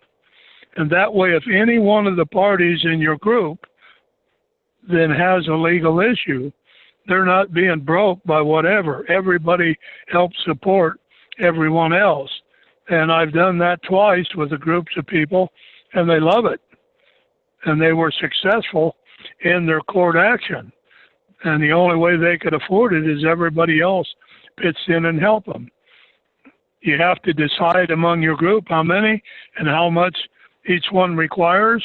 If you start with $1,000, and I'm just picking a number, but $1,000 each or $500 each or $250 each, then you contribute on a monthly basis best you can in that legal, I call them war chest, that it grows.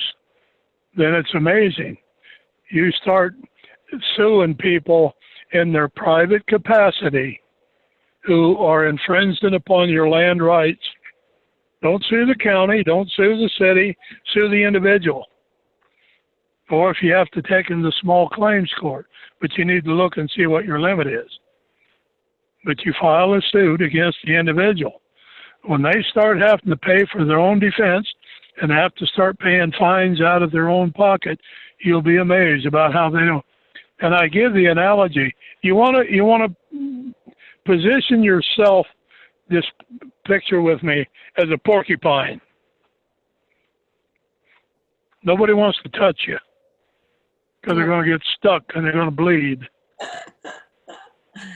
They're so cute. All right, Hugh, anything else? I'm a prick too. No, that's it right now. Thank you, sweetie. Okay, Gavin, I already know. I'm back. Yeah. Hey, I'm back on. Can you hear me all right this time, Jackie? No. I can hear you. Go ahead. All right. It is a great day. I'm glad to be here, Ron. I really appreciate your YouTube videos, and what a shock to have you on that I wasn't expecting it. So it's an honor to talk with you. I wanted you to be so kind to elaborate a little bit on the motion for quiet title. Now, I filed probably 50 motions in court, and I filed a motion, had a court hearing today, and I love going to court. I love getting in front of the judges. So I'm just the opposite of everybody else. But I never heard of a motion for quiet title, and I, like I said, probably filed 50 motions. So can you tell me a little bit more about that motion? Well, a motion for quiet title is it has dual fold. It's a protective action in the court from a wrongful action from the opposite party. And what I mean by that is that when you file a motion for quiet title, you have now taken the burden off of your back to try to defend yourself, if that is the case, and put it on the defendants, because you're the moving party now, okay? You're not a defendant anymore. So you put the monkey on the defendant, for now they have to prove that they have the right title and authority to do what they're doing. If they stole your property, then you make them prove it. You do that through depositions. Ta-da. It's a very effective, and in most instances, it's not a real costly process. You have several steps that you have to do in it, but it makes a whale of a difference, because once you sue and they're the defendant, now they have to prove that they had the right to do what they did. And in most cases that I've been involved in, they can't do it because they did it under criminal activity. Ron, are you talking about a counterclaim or a motion? No. It usually starts with a lis penance. So you file a lis penance, which means there's an abundance of caution. And then you file a quiet title action. You have to file against anybody who may have any claim against the property. And what you're doing is quietening their claims. So they get That is correct. Yeah. That's correct. I put a sample for you, by the way. I'm sorry to interrupt you, Jackie, and I just like to put it into perspective. Here in California, we have unlawful detainer courts, and that's what I'm talking about. So and I understand that. That's where we do it. So if you're not allowed to file counterclaims in the unlawful detainer court, so no, it has to we be can civil. file motions. So yeah, I'm wondering if it would work for a motion. No, it has to go into civil court. It cannot do it in an unlawful detainer court. And you would want to prepare for that first. So like knocking out part of the chain of title, or if you're going to do it this way with a land patent, and then you go in to quiet title. You're quietening everybody else's title. That is correct. It's actually pretty common not in foreclosure. Not a motion then, Ron, correct?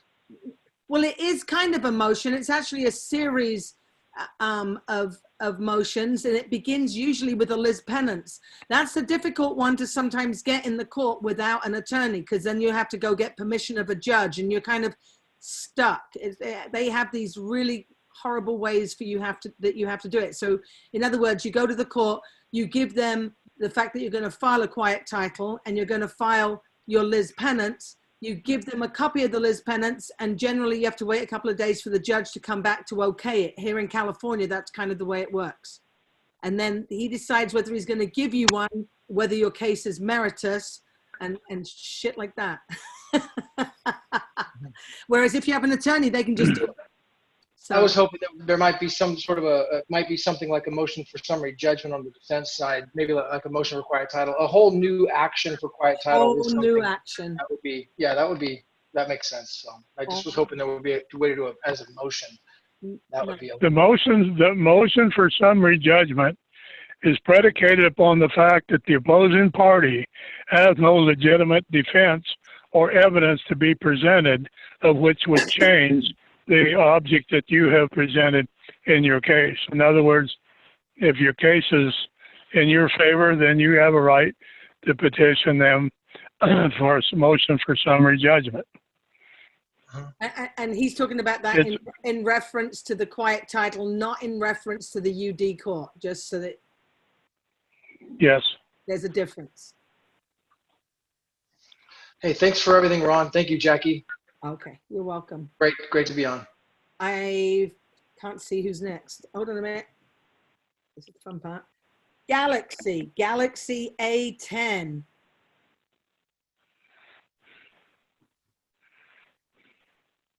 Galaxy.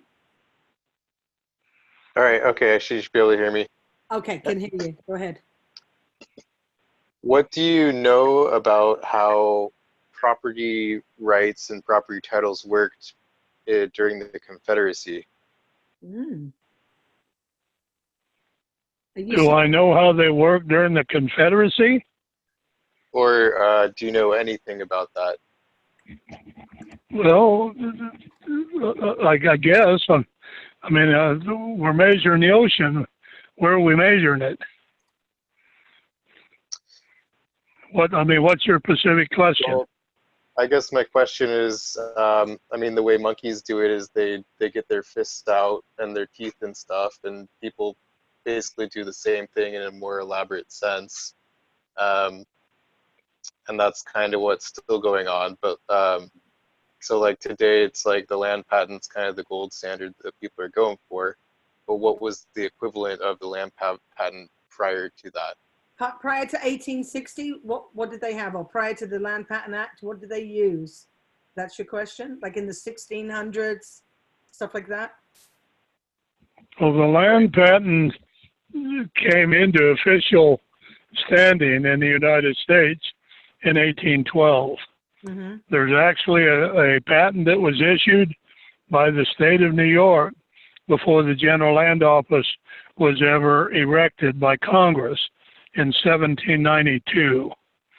But they knew that there was a need for a patent office, and that for someone to be able to administer all of the vast lands of the western United States. I mean, it's so big they didn't even know how big it was.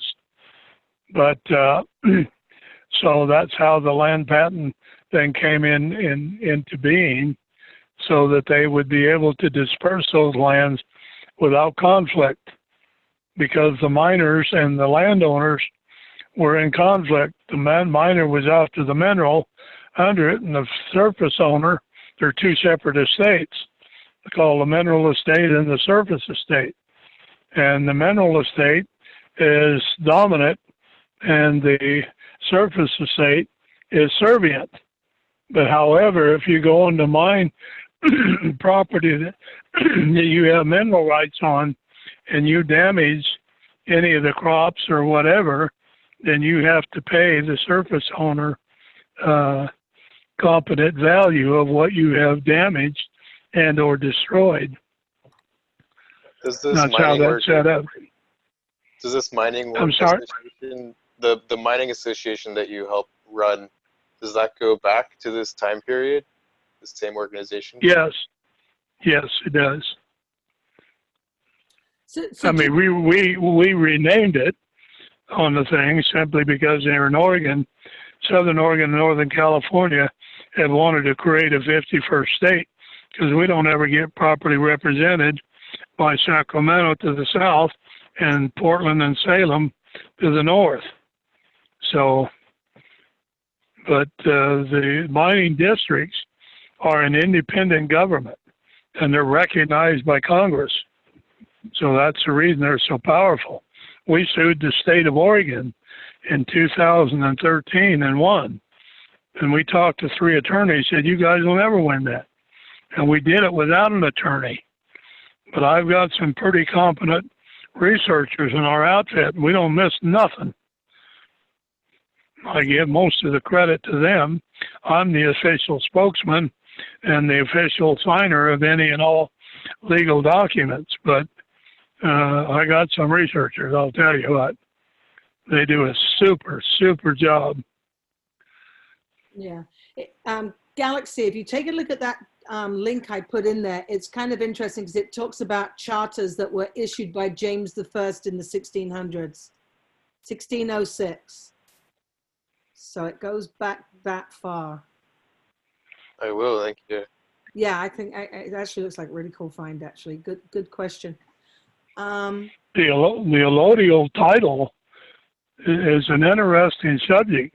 It goes clear back to the Magna Carta, but it also goes clear back to the Bible. It originated in the Bible. And like I said, as I shared earlier in the program, I've got 11 different specific scriptures having to do with land, and it's forever. God never intended for us to be subject to bondage by a bureaucratic entity relative to our land, because he made the land. He's the one that has the ultimate jurisdiction and authority over it. And he gave it to us as a gift. And my question, what are we doing to protect it? And for the most part, we haven't done a very good job. And that's where I come in, and people say, Ron, what do you do? What you do? It takes a lot of time and effort, and I've got a passion for it. And simply because I want our people to be free and own their land. It sounds great. I don't like being in bondage. Exactly. I'm going to do everything as long as I have breath in my body to do something about it and to educate people. What they do with it has got to be their choice. But I believe we're going to stand before our Maker one day and give an account of what we did with the gifts that he gave us, including the land. Great. Well, I watched marching, Dancing with the Stars. Was that good enough, Lord? No, I don't think so. All right, then. Yeshua. Greetings, brothers and sisters. Greetings, Robert. Greetings. The questions that we have, and I'm only limited to 2. Then, what's great? You have Ron's email and phone number, and you have an opportunity to meet with him on March 1st. Isn't that awesome? That is awesome. Go ahead. I will agree. All right. My first question is, can I have 10 more questions? No. No. You Okay. got one left now. I got one left now. Okay. No, I love you. Keep going. The questions were the reference to harming our neighbor. Okay. If you live in a commune of estates, which is called Brookview Estates, and you have a land patent, which we have, not anything recorded, but we have the land patent, the original land patent. What harm could we possibly cause to our neighbor were we to take this little piece of land and put a land patent on it? Would it cause damage to those 80 other families here that are in this commune or estates? Well, first, you're setting yourself real close to the rattlesnake. But let me give you an example, and the example I'm going to give you is from Hawaii. Some people owned the land that I know very well, and the next door neighbor at the property line planted a whole bunch of bamboo. Now, in Hawaii, bamboo will grow like wild grass. I mean, it goes crazy. And those roots started coming in and lifting up and in their lawn, et cetera, et cetera, et cetera. And they asked them if they would, trim that down or thin it out. But the lady that owned the land next door, she just thumbed her nose at them, and it went on for almost 4 years. And finally, she took the lady to court. But here's where you have one willing and one unwilling individual to try to make things right. See, a whole lot of things have to come into play. We've lost our honor in this country. And because of that, you get into little chicken stupid fights over bamboo planted on the property line. There are a whole lot more important things to do in life than to fight over something like that. But that happens every day of the week. Every single day of the week. One of them was a person. The other one that I can distinctly address is that they put up an 8-foot high cedar board fence, and it blocked their view from the sun coming up to the east. They liked the view, see the early sunrise. Of course, then the fight was on. And the one guy said, hell with you, I'm going to build a fence. And the other one said, you're obstructing my view. Now, here's the problem, and I want you folks to listen carefully. Anytime that we allow a court enforcement to come and try to solve a problem, we have just at that point destroyed private property rights. Yep. Agreed. And let me tell you something, folks. You don't ever want to allow private property rights to be destroyed, because then you have no rights. In my book, I have a reference from Wayne Haig, who owned the Pine Creek Ranch in northern Nevada, Nye County, Nevada. And the forester came along, and it's a beautiful ranch right there in the middle of the desert, and it's got water and whatever. And the Forest Service supervisor says, man, I like this. I think I'm going to take this property away from the Haig family, their ranch, and we'll make it a higher echelon retreat for Forest Service personnel. So the fight started. They started cutting the water off to their cattle, tried to impound their cattle. They got into a horrendous court battle. And I know the children of the Haig family. I've talked to them about this very subject.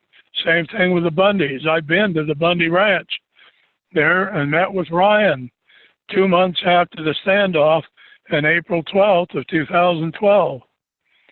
So I'm just saying we need to be careful that we protect the private property at all costs.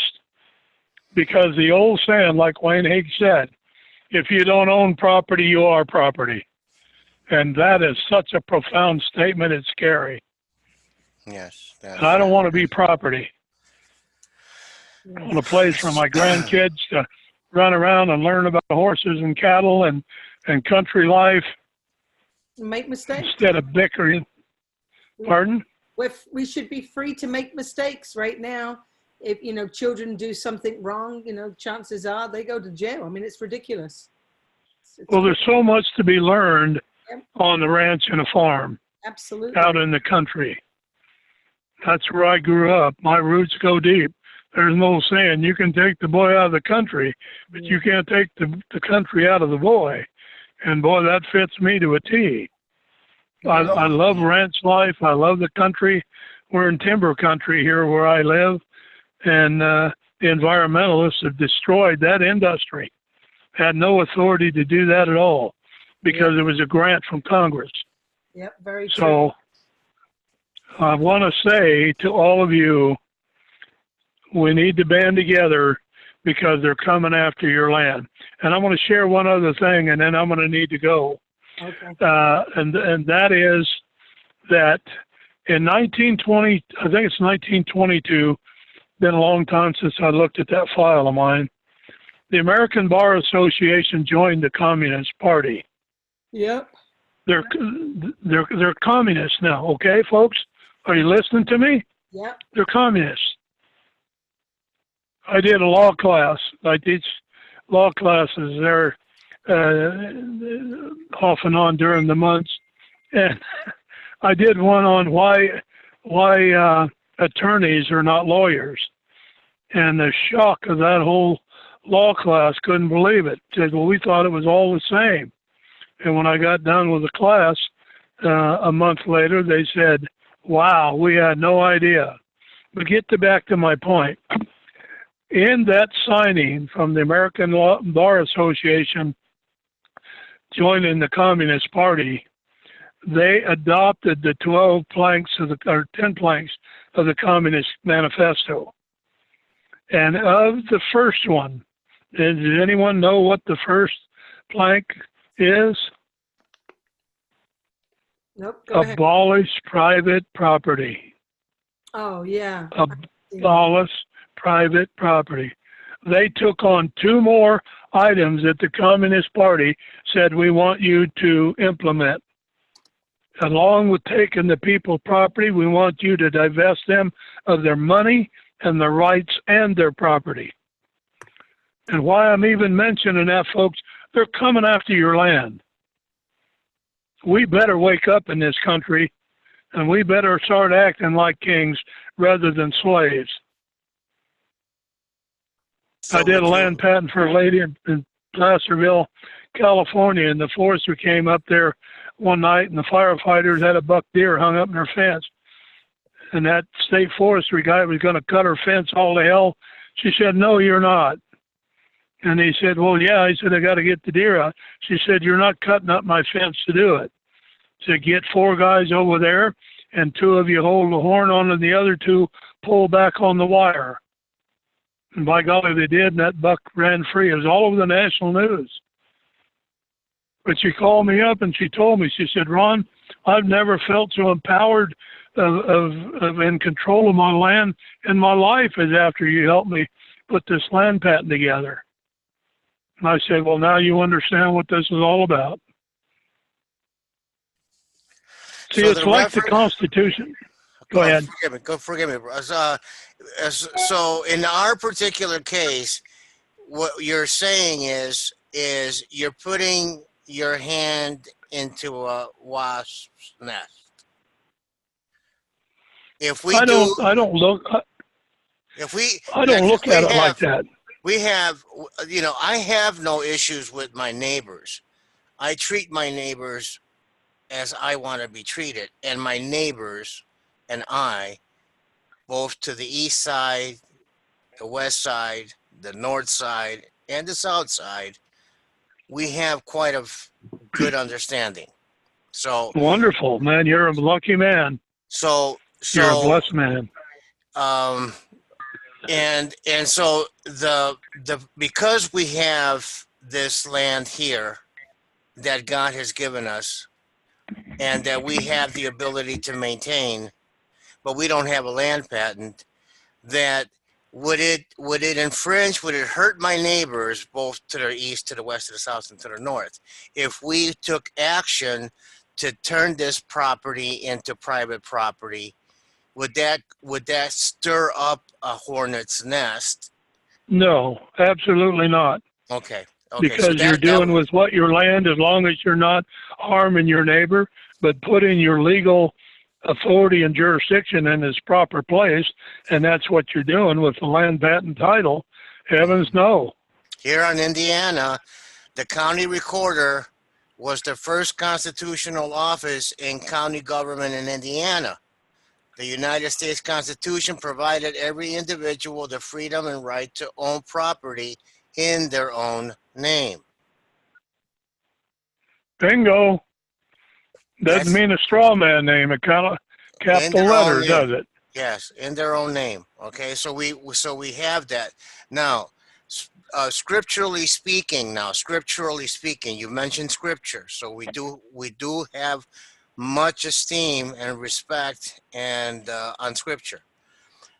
Father tells us, do not sell the land, for the land all is mine. Now we happen to buy land. So when we buy land, because we bought a piece of land to build this property on, is that land something that is separate from the property? Is that a title that we need to search? And that would be my second question. Is that a title for the land itself that we need to search? This land patent that we have here is not the property, it's the land patent. So is that all that we need? But the land patent is the authority and jurisdiction over the land. Okay. So because we purchased it at a price, we purchased it for $39,000 in 1996. It's still $39,000. It doesn't go up in any value. It's still $39,000. Okay. Great. Okay. All right. But to bring your patent forward, that eliminates in law to stop anyone from infringing upon any regulation upon your land. That's the point that we're making here. And then we would take the property out of the property tax rolls. Yes, but that's a separate process. Okay. All right. If they were honorable, they would recognize it because the early recorders and tax people realize that. Now you can tax business property, but you can't tax private property. Very true. But then they got greedy and just decided, let's just grab everybody's money. So that's what they did. Okay. Thank you so much. I rest. Excuse me, Ron, may I ask one more important question? This is JB. Go ahead. Thank you. If you do successfully obtain an allodial patent, a land patent, and you have the 3 letters come on your property or police or whatever, are they entitled to trespass? And if they are not, and they do, what kind of consequences? Because they don't listen to anybody. They do what they want to do. So what can you do to keep them off? And or are they entitled to come on? You bring up a very, very good question. Let me read something to you here. I got to find which page it's on. Give me just a second here.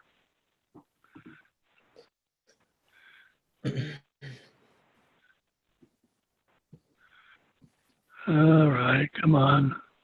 There we go. Let's see, 143. I cover that in my book, but I want to read you something. I'm really glad you brought that up because this is right out of the record. And that's the title of this section on page 143. It's called Trespass Cases. Michigan jurisprudence has never recognized immunity on behalf of a city, village, township, county, or administrative division, therefore from liability for trespass on private property, whether the trespass for a long or short duration. Hero versus Chippewa County Board of Commissioners. The Fourth Amendment authorizes a person in plaintiff's position as proprietor of a business other than one previously regulated by a trafficking of alcohol or liquor, and that gives a court case to bar government agents, including inspectors, carrying out police powers, functions to protect public health safety from this property. Gives a court case, numerous court cases, in fact. Common law and constitutional principles of governmental or sovereign immunity have never permitted government agencies to commit trespass in violation of property rights. Now, a whole list of cases. And in this book, you're going to find that there's just court case after court case after court case. Because I did not want anybody claiming, well, that's just Ron's opinion. Well, he just made it up. I can back up everything that I state in my book. You there? Here. Sorry. Okay, go ahead. Can we get 2 more? Actually 3 more people. 2 of them have not asked anything yet. Really quick. Could we get those in? Please? You bet. Thank you. Okay. Harry the Biscuits, my favorite name ever. Go ahead. Greetings. Good evening. Uh-oh, you need to speak louder and you need to be quick. You know what? I'm going to pass. He Oh, you're kidding me. Okay. Sovereign, go ahead. Thank you, Harry. Go ahead, Sovereign. Hey, thank you both. Hey, Ron, good to see you, bud. Question for you. I purchased a house intentionally going for the allodial title. Told them I put it in the contract, initial contract. Told them I wanted them to bring the land patent forward as claiming allodial title of my own private property. Well, of course, the lawyers and all, I knew the owner didn't know what any of that was. The lawyers and all kind of marked that stuff out, said, no, that's not going to happen, BS. I also put out the law that you know, stating that the warranty deeds and all that stuff are not law. They're only color of law. So anyway, I'm facing up with the county right now on that. And I've already tried to set up precedent to sue on behalf of myself and all people so similarly situated. Any thoughts or pointers on that, please? Well, I'm not sure clear on what your question is. Well, I already applied. I told them I want them, instead of me chasing around trying to do the land patent thing, bought the house demanding that the owner bring the land patent forward for me, because nothing transfers correctly unless you have the land patent. So he had to prove that he owned the land and bring the land patent for me, or it's not a valid sale. So I was trying to force that on the sale, on the purchase of the property by the owner, instead of having to juggle it later on. Now I'm with you. And what happened as a result of that? Did he bring it forward? No, you know, the owner wouldn't know anything about it, and he's an older gentleman and all of that, you know, but it's the lawyers and the state actors that nix that out. So they're the ones that actually committed the fraud. Well, lawyers don't want to know anything about it. There's an old saying, controversy is an attorney's best friend. So anything that they can find to create a controversy, they will do that. But this issue of the standing of an allodial title, as I shared with you folks earlier, cannot be discussed, litigated in any court. A court without total authority to make any ruling relative to a land patent. They have no authority to do that. Okay, but they have the obligation to bring the land patent forward upon someone purchasing it, right? They have an obligation to protect it. That's what I mentioned earlier in the conversation a couple of hours ago about Title 43, Section 57 and 83. A certified copy of a land patent can be brought in any and all courts in the United States. That means state courts, whatever. But they can affirm the case, but they can't rule against it. That's the point. Sorry, just very quickly, you said 57, 83, and what was the third one? Title 43, Section 57 and 83. Okay, that's right. All right, thank you. I got that. I think my disconnect on here, and I apologize if I'm not clear, but I set it up on the purchase of the property, not after the fact, that these items should be brought forward, land patents should be brought forward and put in my name, and that I would hold it in allodial title, which would be the correct thing to do. Government side, they refuse to do that. So they have committed fraud, and I've documented it all the way. Actually allowed them to document it for themselves. So I think I've got a real good, solid case. Well, and you're correct that the government entities are bound by constitutional mandate of which to protect that land patent. And the reason for that is that the agricultural patents, the mineral patents, manufacturing, forestry, those are all classified in law as producers. You heard a farmer, you heard everybody. Last time I looked, we all like to eat. If you don't have food, it's going to get serious real quick. Last time I looked, we all need to have, and I want to share a little quick story with you having to do with the mineral estate. The Department of Geology and Mineral Industries here in Grants Pass had an office here at Merlin, and they had a video that they would loan out. And this video was a mining promotional film, and it's about an hour long. And the title of the film was called Out of the Rock. and they since have moved to Salem, and we don't know what happened to that video, but I checked it out and watched it 4 or 5 times, and they showed all these freeways and skyscrapers and ships and everything that's made, you know, medical stuff, and to the finest of the biggest. And then the narrator asked a very compelling question, and his question was this, and I quote, "What would our life be like without mining?"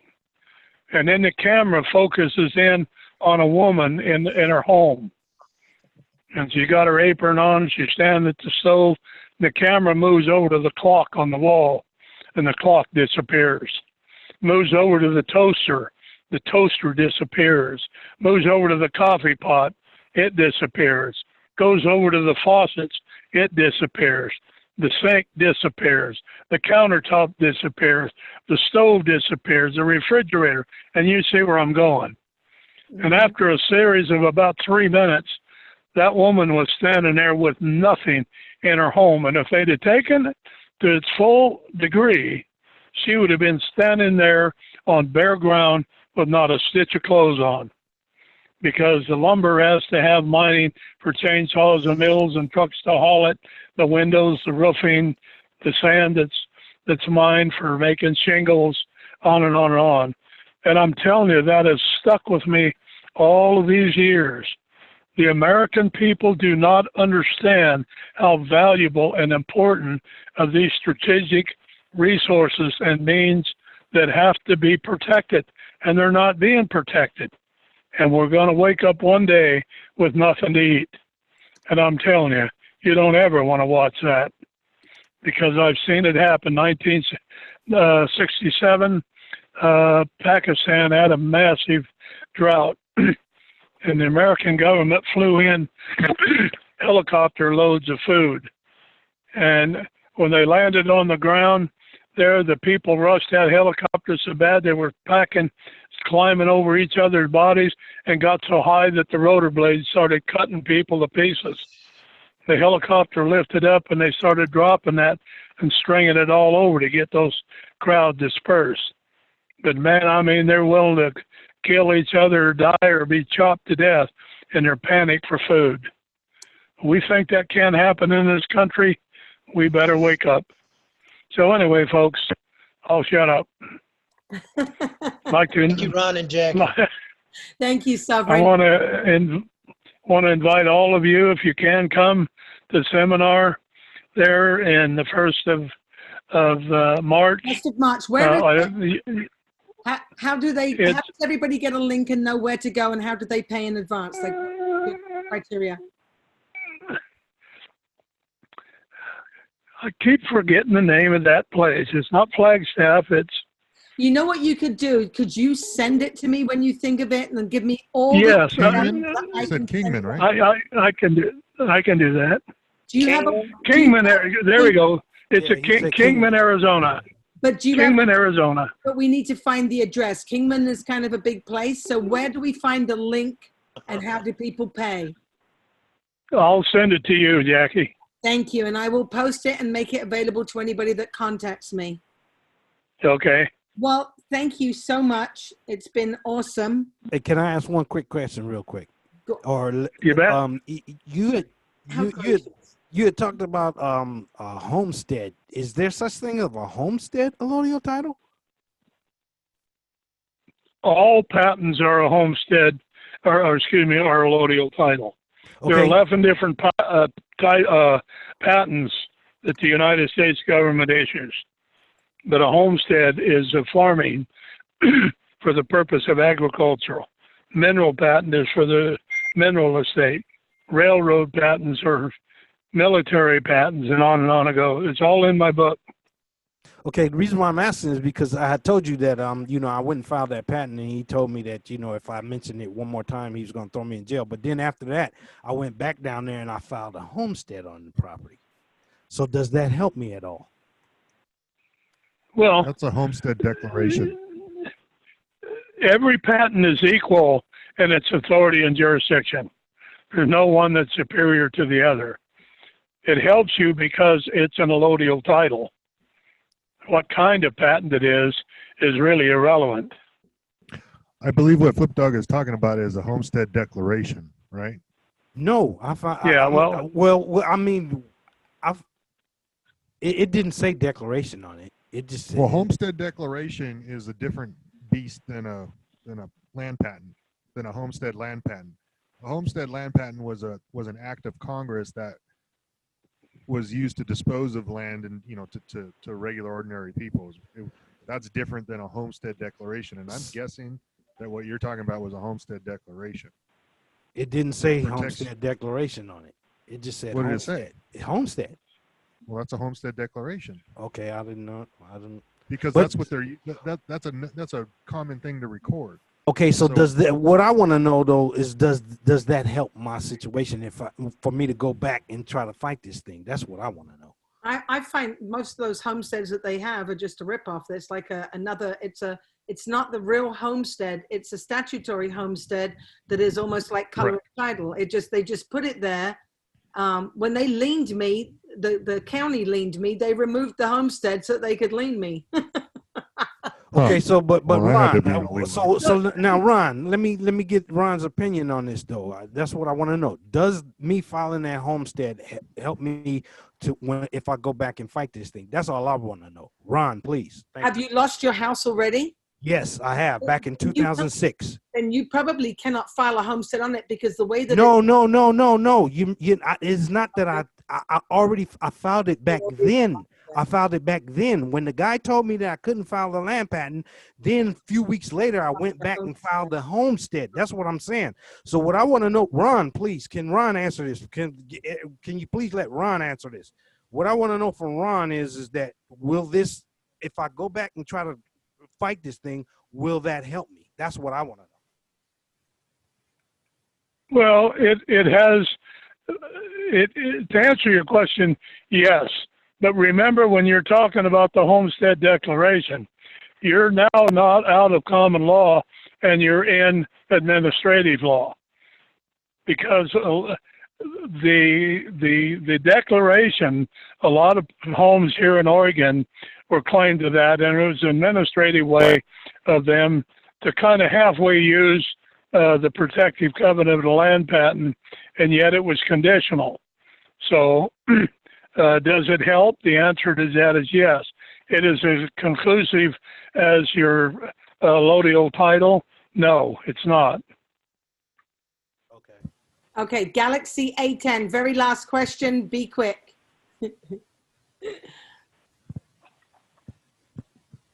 Galaxy. Very last two questions. Oh. Okay, so kids, go ahead. If someone were to go out and literally stake a claim in land today, what consequences does that have, assuming the land is abandoned?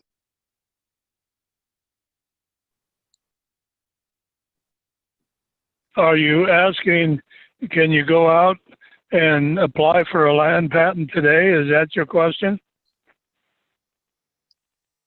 On land that has not been claimed by anybody else. Yeah. Well, my question specifically is about literally staking your claim, like going out to a piece of land and putting the meets and the bounds in with pieces of steel or wood or stone to mark out that you are homesteading the land with your efforts, that you're mixing your labor with the land by first marking it and then proceeding to do whatever action that you're going to do. Congress suspended unlawfully the issuance of any more land patents in 1994.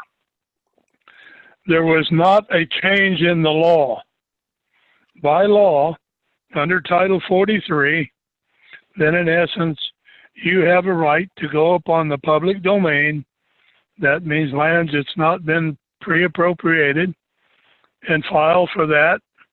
And they're in Title 43, and section 40, I think it's 40 something, 38, 809, 44, whatever the number is.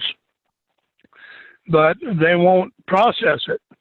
And I've got a group of law-minded people that we're looking at challenging that very issue in court, because Congress never changed the law.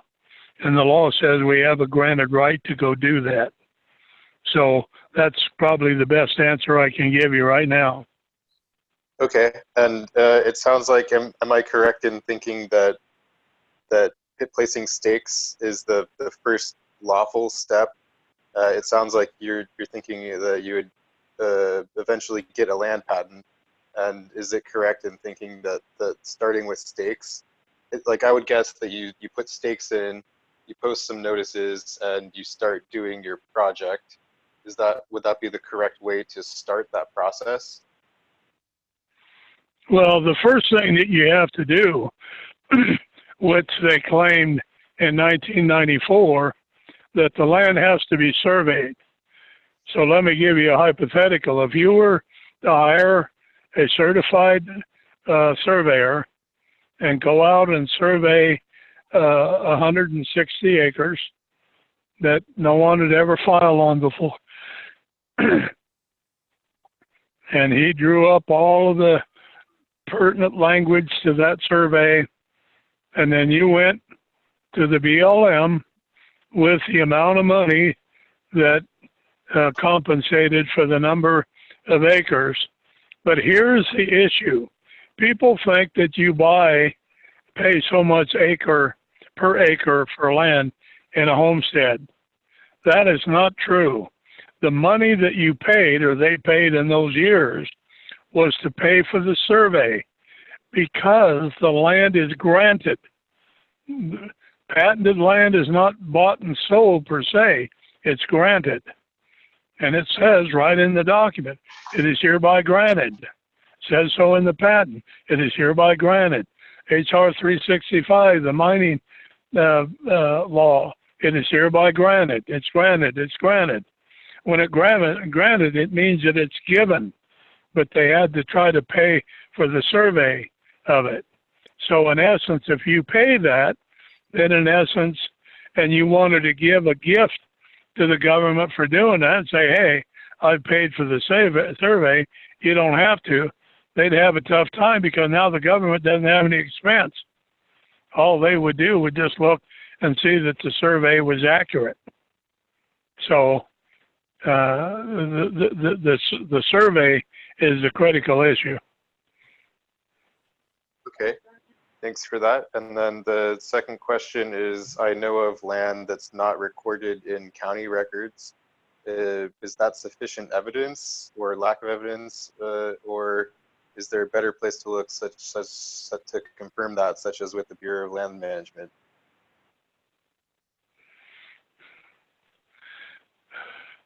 You say it's not ever been what, recorded?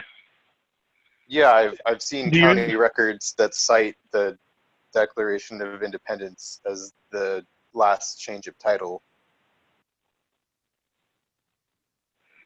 Well, if you can show that there is a patent title on it, you could file an adverse claim, file for adverse possession.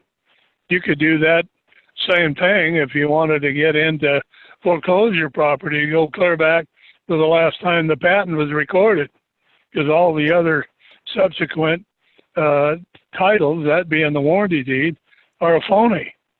You would bring that forward in your name and you'd own the land.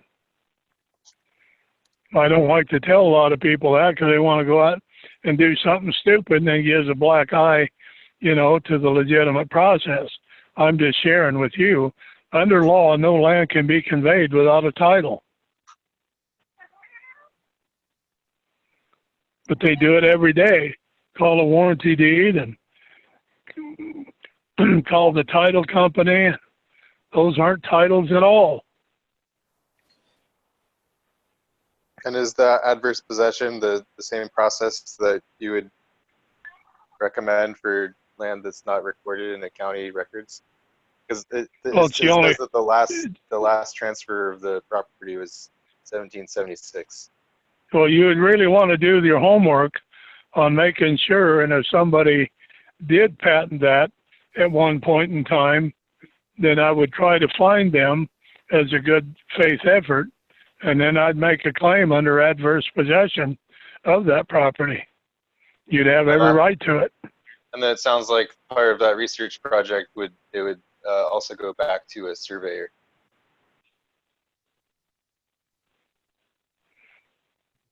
Hi, Ron, may I ask one more question? Jack, are you okay with that?